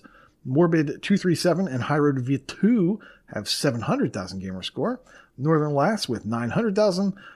Am I allowed to say it? You already said it. I'm going to say it. Wild West 08 with the 1 mil. The cool. Or is it hot? Because it's so new. 100 million gamer score. Toadstyle Venom with 1,200,000. And Elroy OMJ with 1,600,000 gamer score. All right. In leaderboards, Ace is in the top 2,000 of the Canada Achievements Completion Percentage leaderboard. Fluttery Chicken's in the top 5,000 of the TA leaderboard for Action. High Road version 2 is in the top 500 of the TA leaderboard for Skateboarding, and number 2 in Colorado. It's Alive is in the top 50 of Canada TA Difference leaderboard for Kart and Board. Jeblach, another Canadian, is in the top 5 of the Nova Scotia TA leaderboard for Action Adventure, otherwise known by Dinoble as Nova Scotia. Logic Slayer is now in the top 100 of the Florida Gamer Score leaderboard. Don't let anybody in there. Matriarch or Michelle is in the top 20 of the New York TA leaderboard for Vayners. Oh, I'm going to have to get myself on that board. Survivalist is in the top 2,000 of the TA Difference leaderboard for Survival. Sir Polygon is in the top 10 of the Georgia TA leaderboard for Party. And in Super Brags this week, nothing else is worth mentioning but Mr. Redemption Denied, who for some reason hangs out with us. He is the number one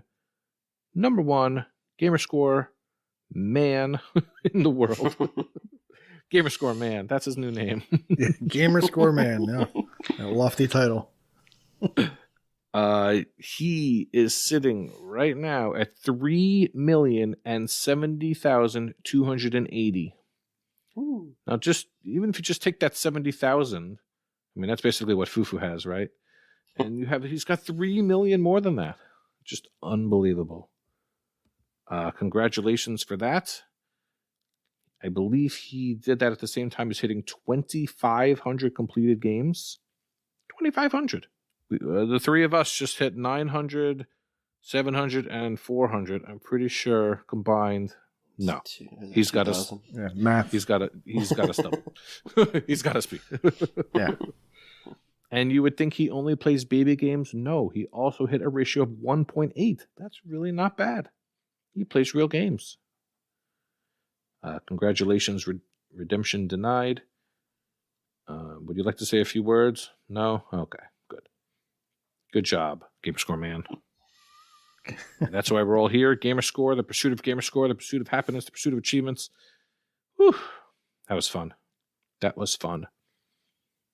Wild West 08, thank you for joining us. Is there anything you want to say or plug or do or whatever you want to do? Just thanks for having me. I appreciate being here, and I enjoy the podcast, so it was nice to help you guys partake of it, and game on. All right. Yeah, thanks for joining. Yeah. We found our 3 listeners, and we're going to have them all on in successive weeks. And wait, no, they're all here. Damn. Yeah. Shoot.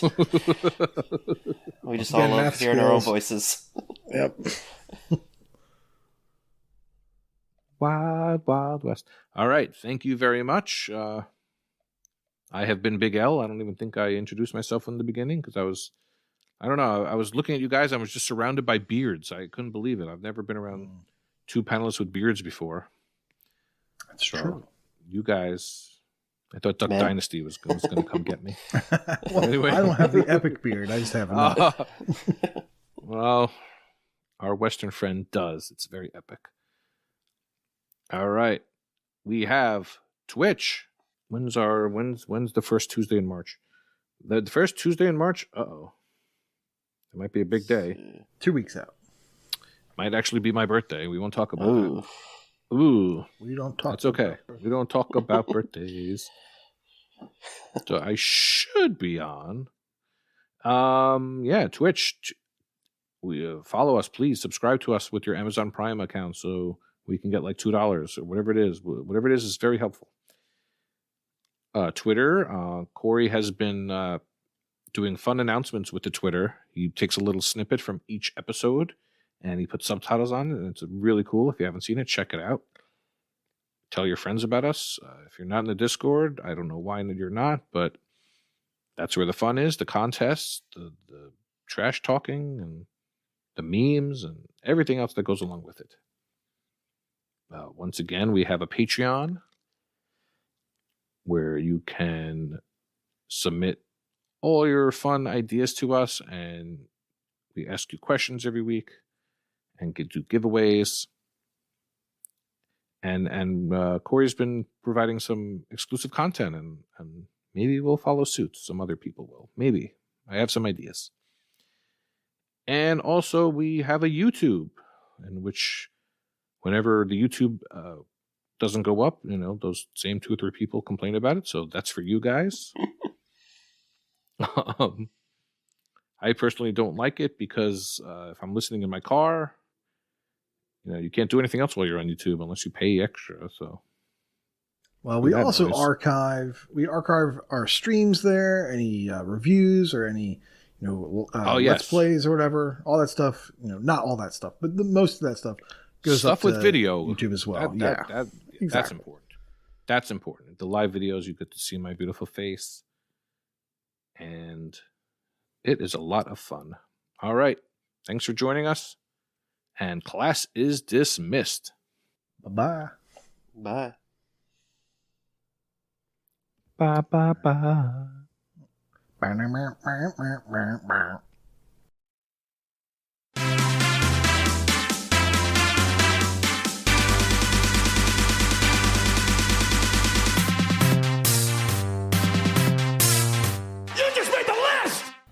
Welcome back to One List, Two List, Bad List, Good List, a segment where we take a look at the achievements list of a couple of games, one that we would like to give an enthusiastic thumbs up to, and the other we would take said thumb and place it on our nose, and with our fingers pointed upwards while simultaneously waving them back and forth, we would make a noise that sounds like this. What exactly makes these lists good or bad? Well, that's what we will be discussing. This is One List, Two List, Bad List, Good List. I am Elroy OMJ, and I am joined today by an individual who, even though he wasn't in that scene, he still knew that he was bluffing. He is Inigo Montoya. How are you doing this evening, Elroy? I'm doing well. You knew that he was bluffing, right? Of course. Yeah, everyone knew he was bluffing. Everybody knew he was bluffing. Oh, man, I'm doing fine. It's been a while, so it's good to talk to you again. It's fantastic to talk to you again. Been on a little bit of a hiatus, if you will. Yeah. Busy with work and, real life things kind of get you sometimes. Oh, yeah, yeah. I understand. So I do want to get to an update. The world is burning and wanting to know, did you ever get around to playing Wonder Blade? I have not gotten around to Wonder Blade. You sit on a throne of lies. Well, no, I speak the truth. You told me you were going to play it. I am going to play it. It is on my list. But right now we have this pesky little thing. And oh, gosh, yes. Don't even say it by name. Yeah, it'll be the contest that shall not be named, okay? Yes, we'll I leave understand it at completely. that, okay? And that's been taking up some of my time. A little bit of free time I do have.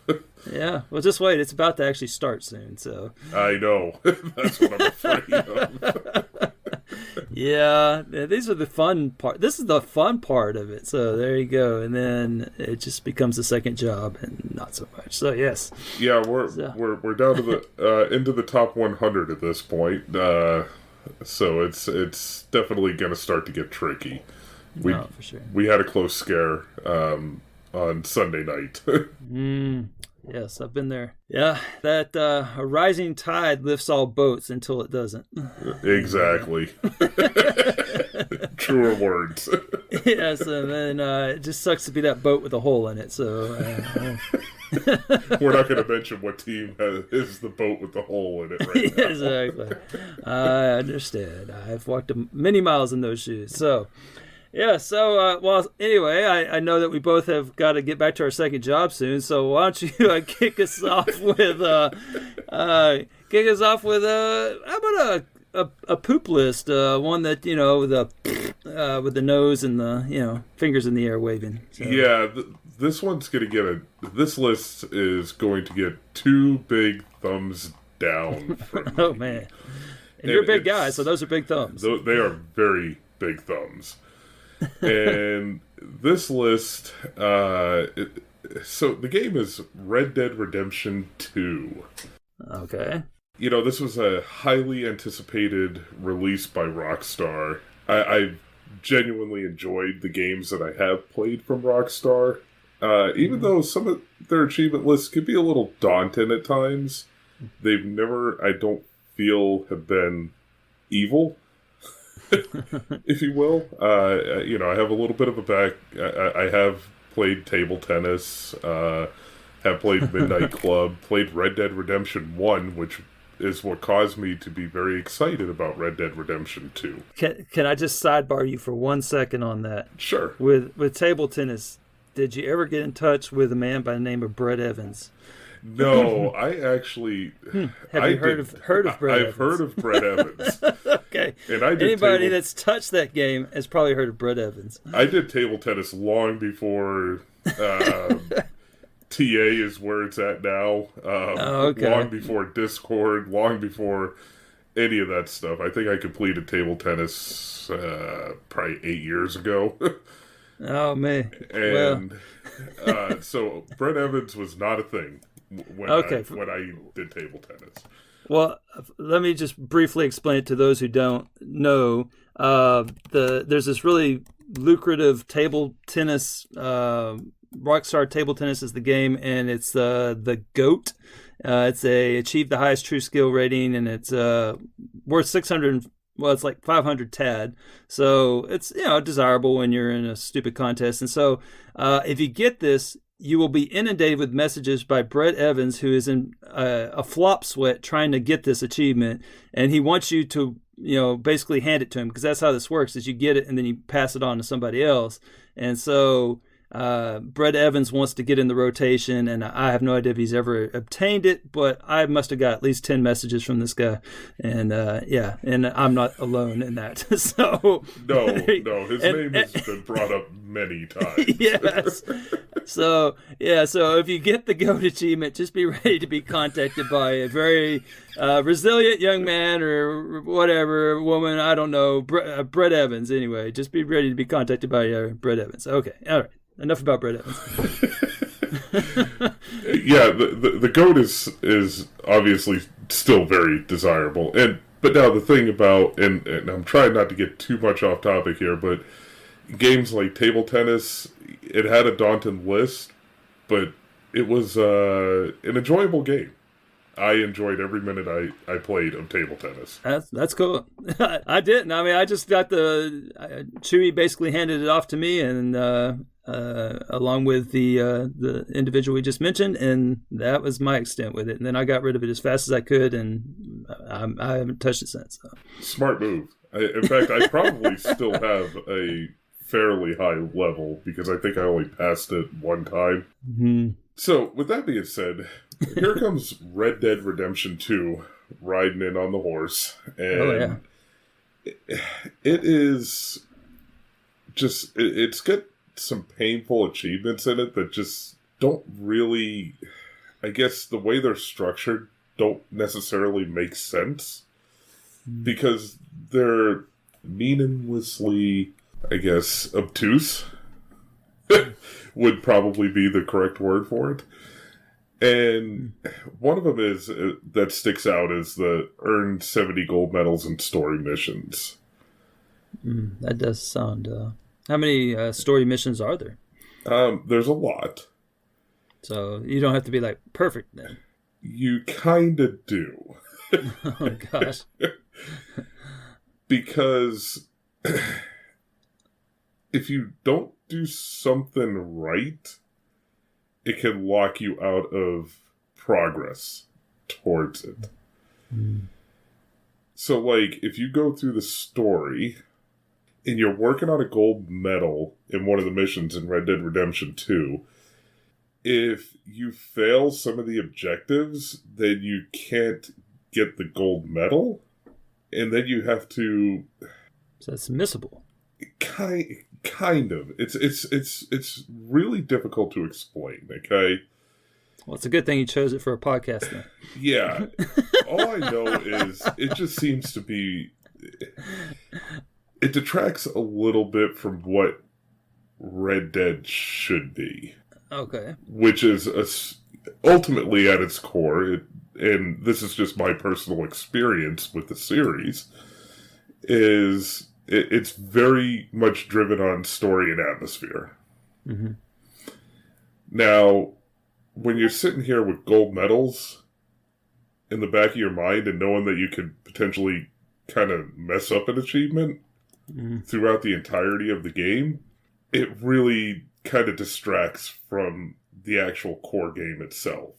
At least that's my own personal feeling on it. That's why I'm putting this into the bad list category. Okay. Because that's what I think of is, I mean, obviously I'm never going to play this game because it lost me when I saw 200 plus hours and then only worth like 2,000 tad. Like, yeah, I'm good. There's better options out there, but I do know that a lot of people, were all, hot and bothered about this game, and to me, I never played the first one, and then the second one. I mean, obviously, I wasn't gonna just start all of a sudden, but my understanding is that it's like realism, like you got to do everything, kind of where it's like they really focused on realism, kind of a thing, and so to add in this gold medal thing seems like it would go in stark contrast of that, which is, I think, what you're describing. Yes. And honestly, and for the history buffs out there, and especially the Alan Wake fans, Red Dead is largely the reason that Alan Wake did not have its initial success upon launch. It came out at the same time, right? Yes, when Red Dead 1 launched, it was the same day as Alan Wake. I got you. Yeah, that's a tough break. Yeah, so, it is. But again, Red Dead Redemption 2, and another thing about the actual game itself is it is one of the slowest starting games that I think I've honestly have ever played. The first couple of hours into the game, it's very sluggish. It has a very difficult time, I guess, getting its foothold. And, in my case, it kind of tuned me out a little bit because it didn't give me enough at the beginning to kind of keep it going. And I know there's games that are guilty of that. That really doesn't have much to do with the achievement list. But, it kind of does. Right. Well, I mean, it's got 51 achievements in it, so like it's it seems like it could spread them out pretty evenly. At least one every 4 hours. Absolutely. And the sad thing is there's a bulk of them are multiplayer achievements. Okay. So again, another thing that is there's a core group of people that aren't big on a ton of multiplayer achievements, and this game is littered with them. To the tune of, I believe, don't hold me to this, and this is just off the top of my head, I believe it has roughly around 15 multiplayer achievements of the 51.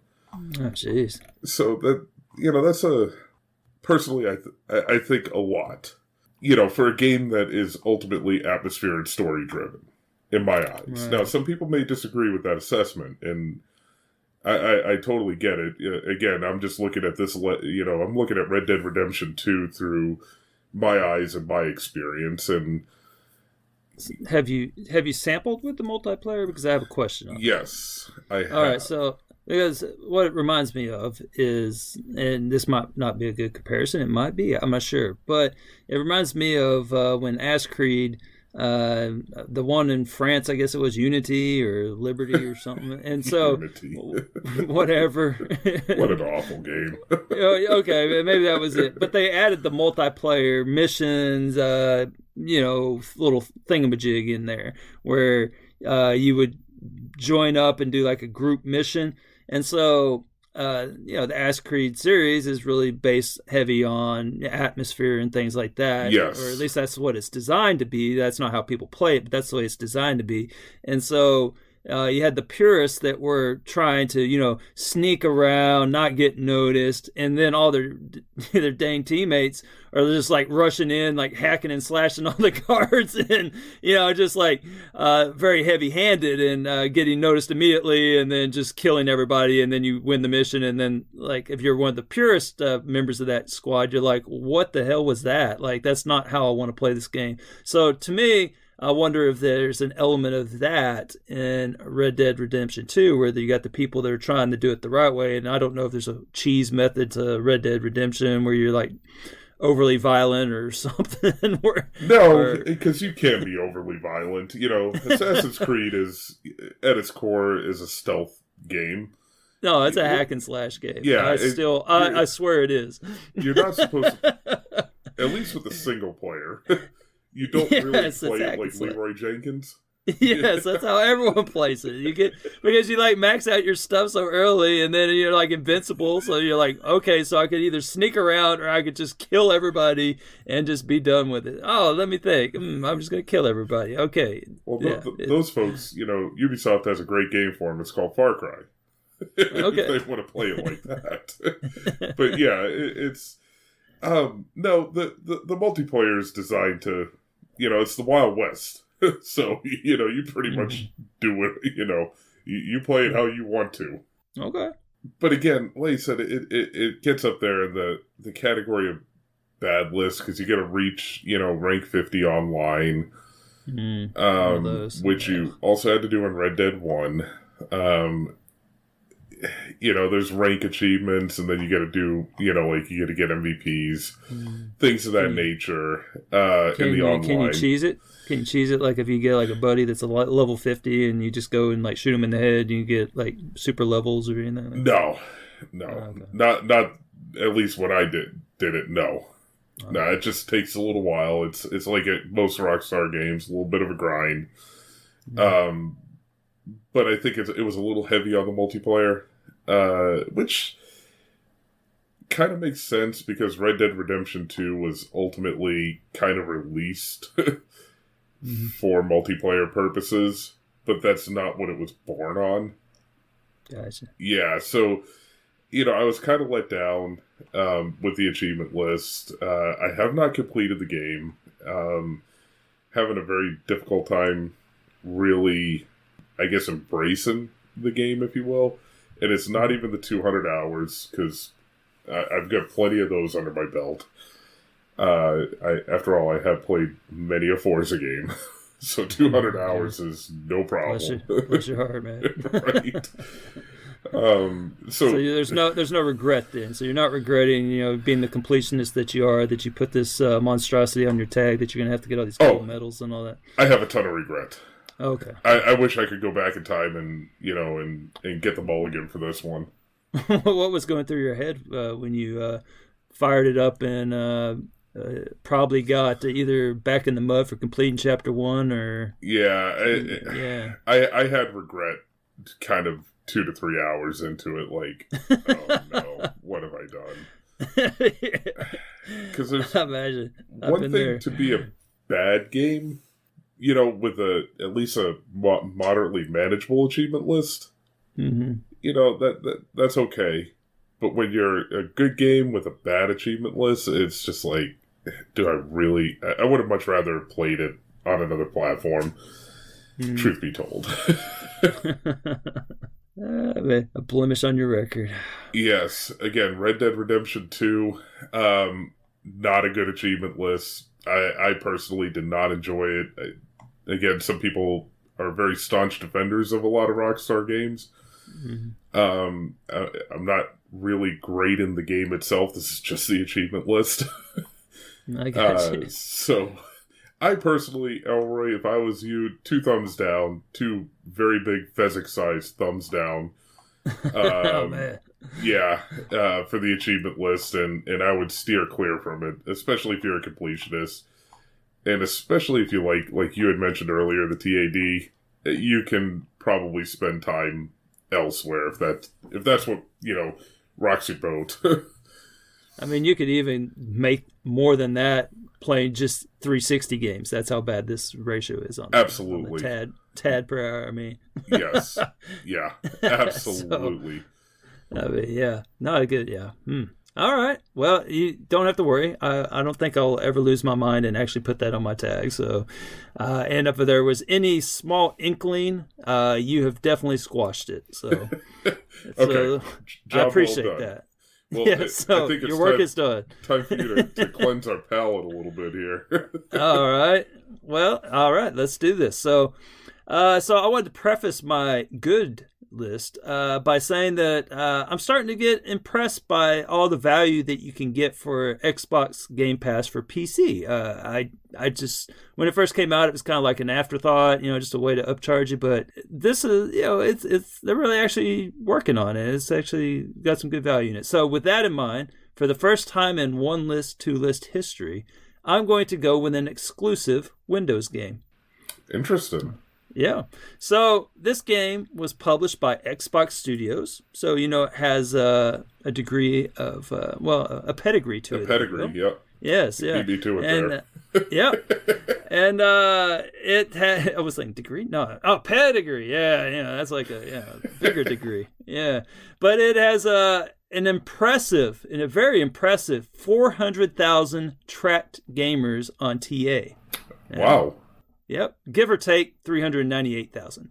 Now, okay, it's got 2,000. Okay, but it's still quite a gem. And this game was released in 2013.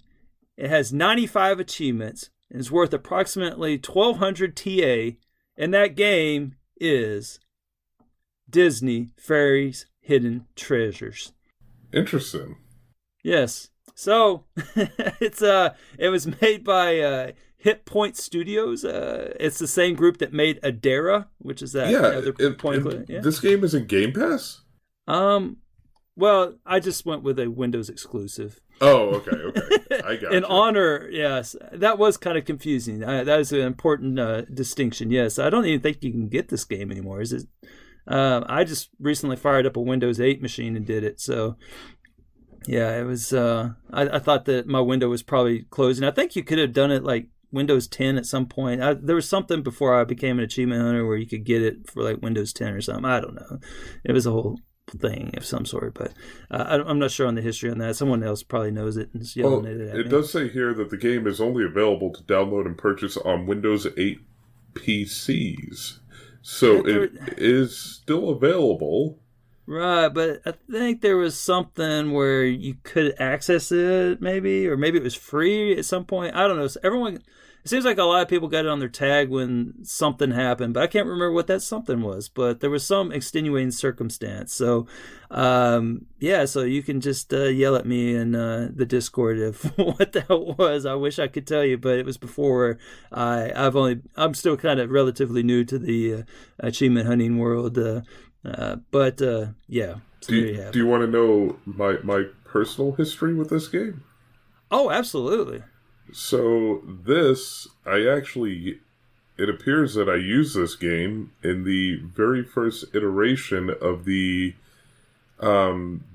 leapfrog format that was run last year, where every day you have to earn one more achievement than the previous day. I used this in the first iteration of that leapfrog. Fantastic. Yep. Well, that's cool. I used it for.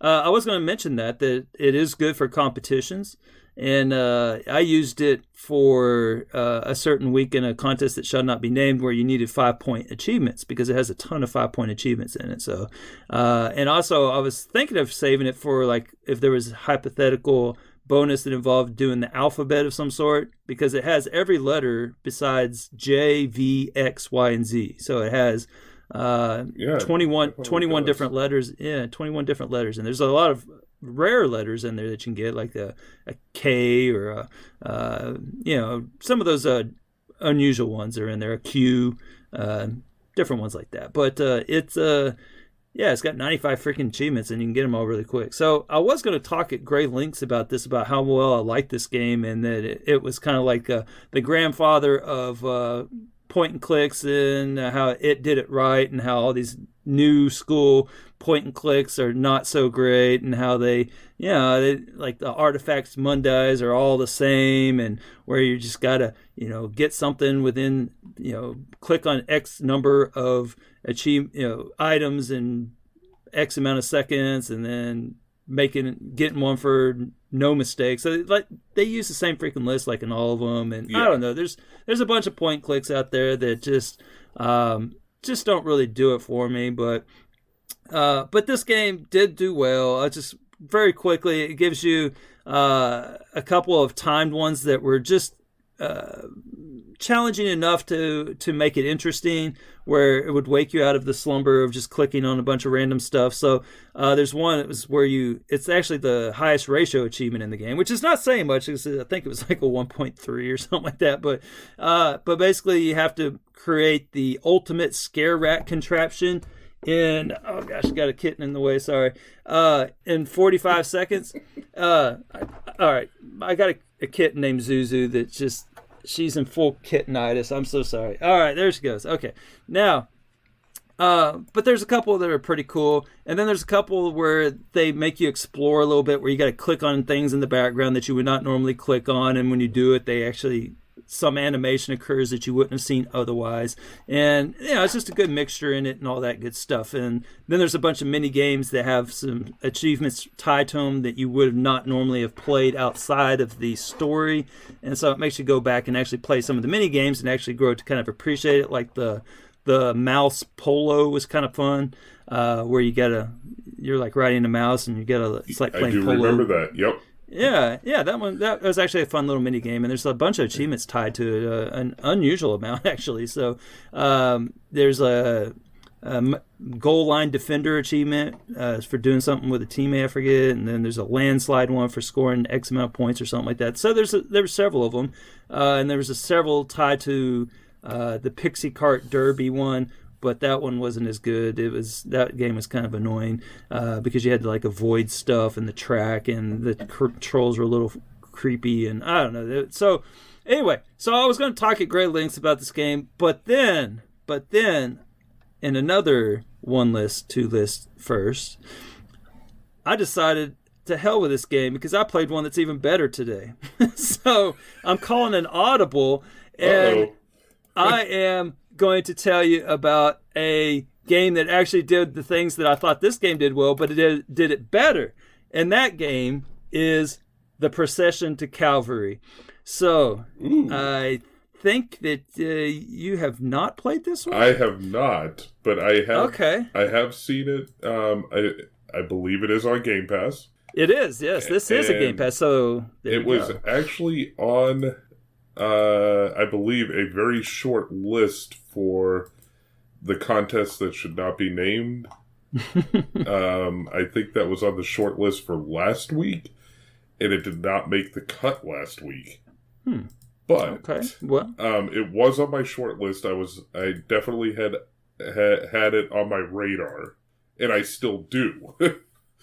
You should, and I'll tell you, I will sell you on this game. So, are you familiar with like Monty Python and all that? Absolutely. Okay, so this game is kind of like if Monty Python made a game. Okay, this game, and so I know that is Big L played this game? I know he's a big Big L has not played this game. That is very shocking. If he knew, he probably would play it tomorrow. But it is. Like the humor, it's hysterical. Like the whole premise of the game is that you're a crusader and you're really enjoying killing people, and then all of a sudden the decree comes out that you can't kill people anymore because the Holy War is over, and you're very upset because you enjoy killing people. And so it's kind of like this moral quandary as you are trying to cope with not just being able to walk around and kill people, for glory kind of a thing. And so it's really, and like it's all done like with old timey type drawings like you would see in ancient, I say ancient, but like I don't even think Renaissance, but pre-Renaissance paintings and stuff. That it's that style. And so kind of like Monty Python's little cut scenes with like people bending over and blowing horns out their arses and stuff like that. It's kind of that kind of humor, but it's like that's all through the game where they're in the background and everything. And so but the game itself is awesome, but the achievement list is awesome as well. So that's why I called this Audible. So the achievement list. Oh, go ahead. I will say, when you're talking about that humor, I'm just looking at some of the achievement names, and they have some pretty humorous achievement names in it. Yes. That's because that is this game. So, I have not finished this game, but I've been enjoying it immensely. Now, if you are easily offended by blasphemy, you might not want to play it, in that they basically they don't have very good thoughts about the Son of God, and basically liken him to a magician, a street magician. So there you go. Spoiler alert. So, but I won't spoil too much of that conversation. But just know, if you are going into a game and you're easily offended by such, you may not enjoy this game as much. But that's only on one playthrough. So it has multiple playthroughs, and that's another thing that I really like about this achievement list. So. And this is something that I'd like to see on other games as well. And so I can think of a couple right off the top of my head. And so this game starts off, if you're doing it, there is a walkthrough for it. So if you're doing the first walkthrough, you'll get about 4 or 5 achievements. Maybe more, like 6-ish. And so that walkthrough, the one that on the first playthrough, I should say, if you follow the walkthrough, is the most fun. And that is the serial killer playthrough. And so there's an achievement for a serial killer, and you'll unlock, the first ending. There's an achievement for each ending. It's, the end number 1, the end number 2. So I guess they went sequentially. So end number 1 is for being a serial killer, which is you walk around. And so the whole point of the game is like most point and clicks where like, you need to cross a river. Okay, well, how am I going to cross a river? Well, let me talk to the boats person. The boat person says, hey, I need some paddles. So then you got to go find some paddles. And then, someone's got some paddles, but they need like a diamond so they can etch something out of glass or whatever, right? And so, you're right. So that's kind of how point and click games work. So the way this playthrough works is you need some oars, and so you walk over and there's somebody with some crutches, and so you basically pull out your sword and you cut them in half, and then you take the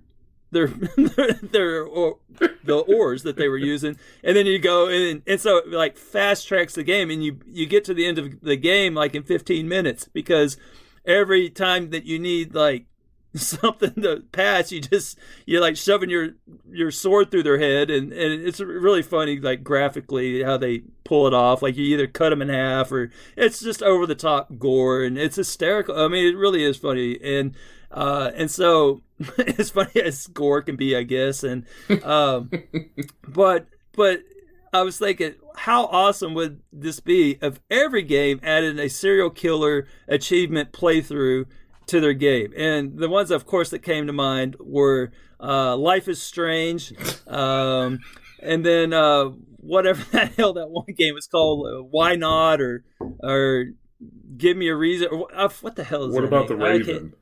I have not played The Raven. Okay, we should add a serial Tell killer. me why. Tell me why. That's Right? the game I was thinking, or I think that's the name of it. Tell me why. That sounds right. Yep. Tell It's me like- why. It's like a bunch of teen angst, and they're it's so bad. Yeah, no, a serial killer achievement would have been perfect in that game. But no, I haven't done The Raven, so I don't know about that one. But I'm just imagining how much fun that would be, like in some of these point and clicks, even where you just walk through and you're just murderizing everything. It's so funny. Kill everybody. Yeah, and so if nothing else, if just for that achievement alone, it definitely deserves to be on the good list. And so the achievement is called Serial Killer. And like all the achievements for this game, they have really cool descriptions where they try to make it sound all old English, saintly, I guess. So like for Serial Killer, the description is, "And for your lifeblood, I will surely demand an accounting, and from each human being too." And so, it's very thematic in their achievements. They would have been so easy to just, serial killer, kill everyone, right? For the description. No, they took the time to come up with something clever for each of the achievements, and I appreciate that. And so there's all kinds of fun little achievements in there, like right off the start, where you are when you start the game, there's like somebody worshiping some dude, and you basically spank them on their buttocks, and you get an achievement for that. That's the kind of game this is. All right, so fun achievements and multiple playthroughs. Is it much of a turnoff that every achievement in the game is missable? Well, and again, the game's procession to Calvary. I probably should have said that a few more times, but no, because there's a walkthrough. If there wasn't a walkthrough, that would be a turnoff. But if there is a walkthrough that is very good, that you can go right through, I mean, it's like I just followed it, and it's been dead on. So it's not like an overly complex game. So yeah, the reason I ask that is because I find as I'm getting older, I absolutely hate playing games with walkthroughs. Oh, okay. It's something I don't know if it's my attention span waning a little bit as I age, but like back in my 30s, I had no problem if I needed to walk through and just kind of power through a game if I had to, or if I got stuck somewhere or whatever. But now I almost get to the point where I cringe if I have to use a walkthrough. Wow, okay. Well, that's is it because you see the end in sight, and you just don't have time for that, huh? It's just, yeah, and I just wanted to ask, like if it was like a big turnoff, with the missable achievements, and I'm just speaking again on personal experience, because I would look at that and say, okay. Well, okay. Well, here you go. Let me put it to you this way. So you could play through it and just try to get the achievements as best you can. It's not overly complex. It's really obvious what you have to do, because it's like, oh, my feet are cold. And then, like, previous scene, there's, like, socks laying on the ground. So, it's pretty obvious the stuff that you got to do. So you could easily just go through it and probably pop most of the achievements, and then you'll see which ones you're missing. And the game is only a 1 to 2 hour completion. So, and that's with 2 playthroughs. So probably each playthrough is like an hour. So you could go through it literally 50 times, and you still would be only a quarter of the way done with Red Dead. So, okay, sold. You have now swayed the pendulum back in the other direction. There you go. So what I'm saying is the buy-in is pretty little here. So okay, yeah, so and it's on Game Pass. So hey, winning. Yeah. there's little to no buy-in. Just download it. Sorry, yeah. So there you go. And it's and if you're using it for a certain contest, it's 300 points. So there you go.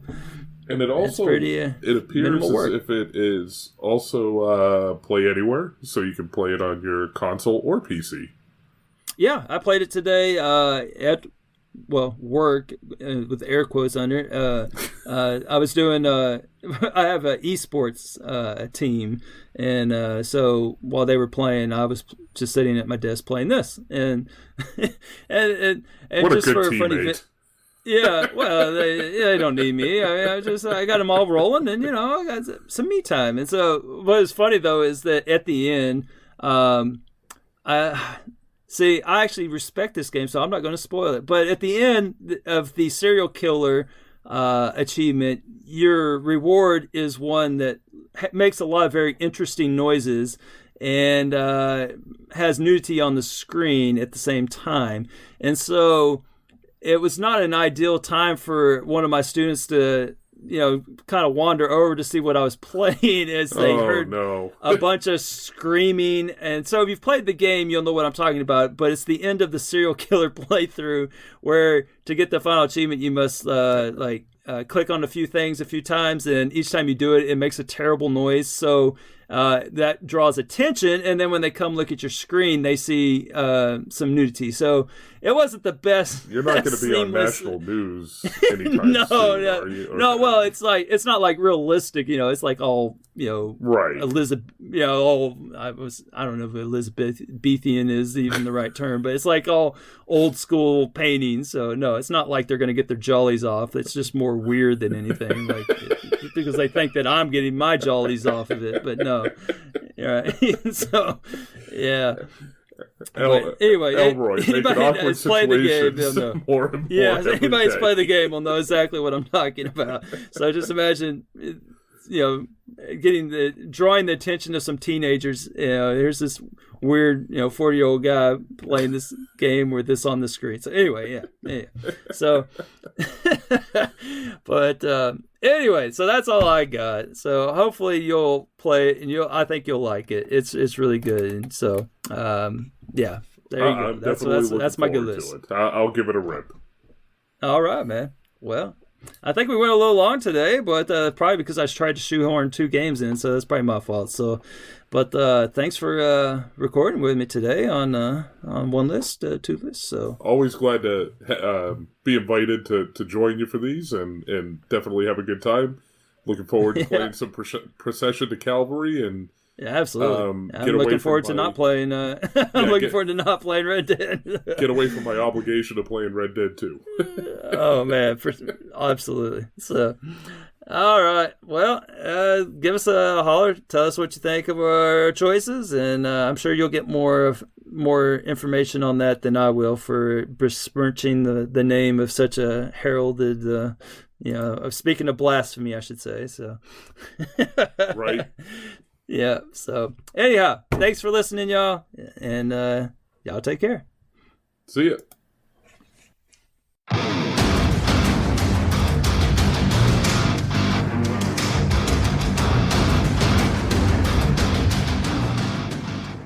Hello, I'm Wakapeil, and Big L asked me to cover something less niche than I normally do. So how about I take a look at the sequel to one of the most popular and profitable games in the world with over 1 billion players, Crossfire. Crossfire was released on PC as a free-to-play in 2007, grossing $12 billion in revenue as of 2018, and remains one of the most played games on the planet. Yet I had never heard of it until its sequel was revealed as a Xbox console exclusive, as the game struggles to be taken seriously outside of Asia. CrossfireX is a team-based terrorist versus law enforcement first-person shooter, and it is terrible. Aside from graphics, I'm sure Crossfire is superior in every way to CrossfireX. Even the player animation might be better in the 2007 game compared to the one released in 2022. It looks fine up close, but stutters at not much of a distance, which just looks awful. The virtual mouse pointer-driven UI is really bad, and sometimes it just doesn't work. Menus sometimes get stuck with no way to interact with them, and the controls are very bad and overly sensitive with a controller, offering no aim assist. You can tell this was made for mouse and keyboard, which I don't think it even supports. CrossfireX's executive producer publicly apologized for the state of the game, promising to fix some of the worst issues the game is plagued by, but I do not believe it will ever be enough. I'm not sure there's enough of an audience for a throwback B-tier 2010 FPS multiplayer with pay-to-win mechanics on Xbox in 2022. The multiplayer is free-to-play, but it's by all accounts lackluster single-player campaign you have to pay for. Half of the campaign is supposed to be free for Game Pass subscribers, but it didn't work at launch and I don't know if it has been fixed yet. After only hearing less than stellar takes on the campaign, I decided to not bother with it, as it doesn't have any achievements. The achievement list is very easy, but a bit time consuming, but I'll return to that subject later. CrossfireX was released on the 10th of February, and it hit the charts as the 13th most played game on Xbox, but my guess is it will never get close to that position again, as 4 days later the lobbies did not even fill up in its team deathmatch mode. CrossfireX gets a lot of flack for being old school. It very much feels like they remastered and poorly ported a 2007 PC game, but even back then many of its bugs and strange design decisions would have been unacceptable, at least in the Western market. At release, the game has 6 modes on 6 different maps. 2 modern modes where you can sprint, aim down sights, pick perks and score bonuses, and 4 classic modes where you can't use those features with the exception of being able to use sniper rifle scopes. These standard weapons have ridiculous recoil to the point where any subsequent bullet after the first goes way above where you'd expect in any other shooter. The best way to get headshots is aiming for the enemy's crotches up close, or even feet if they are far enough away. Since gamers have been encouraged to aim for the head in FPSs for decades, and CrossfireX has an achievement for 100 headshots, new players almost always spray their bullets above their enemies' heads, which I'm sure make them very frustrated as they get mowed down by more experienced players over and over. Weapon handling overall is abysmal right now, which the developers have apologized for and promises to fix in the future. This won't fix the other glaring weapons issue. The reason Crossfire is so obscenely profitable is because it is pay to win, which CrossfireX is as well.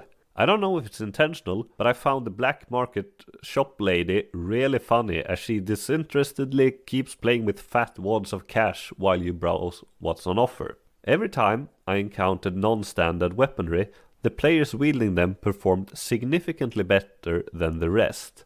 I don't have high hopes for CrossfireX's future. Even if they fix the most glaring issues, the player base that remain will be wallet warriors buying their way to victory. The pay-to-win balancing is on full display for non-paying players while playing the modern matches where you can purchase bonuses such as invisibility and the flat-out overpowered boogeyman after getting enough score in a match. As the boogeyman, you have 5 times as much health as normal. With rapid health regeneration, you move faster, you dual wield rapidly reloading submachine guns, and have 5,000 bullets instead of the ordinary 200-ish bullets. The most positive thing I have to say about CrossfireX is that it has a very easy achievement list, with a rather high ratio, as most stop playing it when they realize the game is such a trash fire. As of the 15th of February, its 12 achievements are worth 1000 game score and 3100 TA, and can be completed in around 10 hours with little skill, but it will be faster if you win matches. There are no solo modes in multiplayer, meaning your performance is unlikely to change the outcome of the team matches. As long as you actively play, you'll easily get 100 kills and 100 headshots before getting close to the 100 matches played. One nice thing is that a win counts as 2 matches, and headshots counts as 2 kills for achievement purposes. Team Deathmatch is the fastest mode to play. As long as there are enough players, a match usually lasts around 10 minutes, but it can drag out to 20. The Nano mode will probably be the preferred mode by boosters, as it almost always counts as a win and can be over in a few minutes, but can take close to 30 minutes with randoms. Right now, CrossfireX is objectively bad. If they fix the most glaring issues, I'm sure some would find the throwback FPS style fun, which I do from time to time. What I'm personally not okay with is the pay-to-win mechanics, even if they let me play the game for free. I very much hope they do not add any more achievements, as I was happy to uninstall it as soon as I finished the achievement list. Have a nice day, everyone!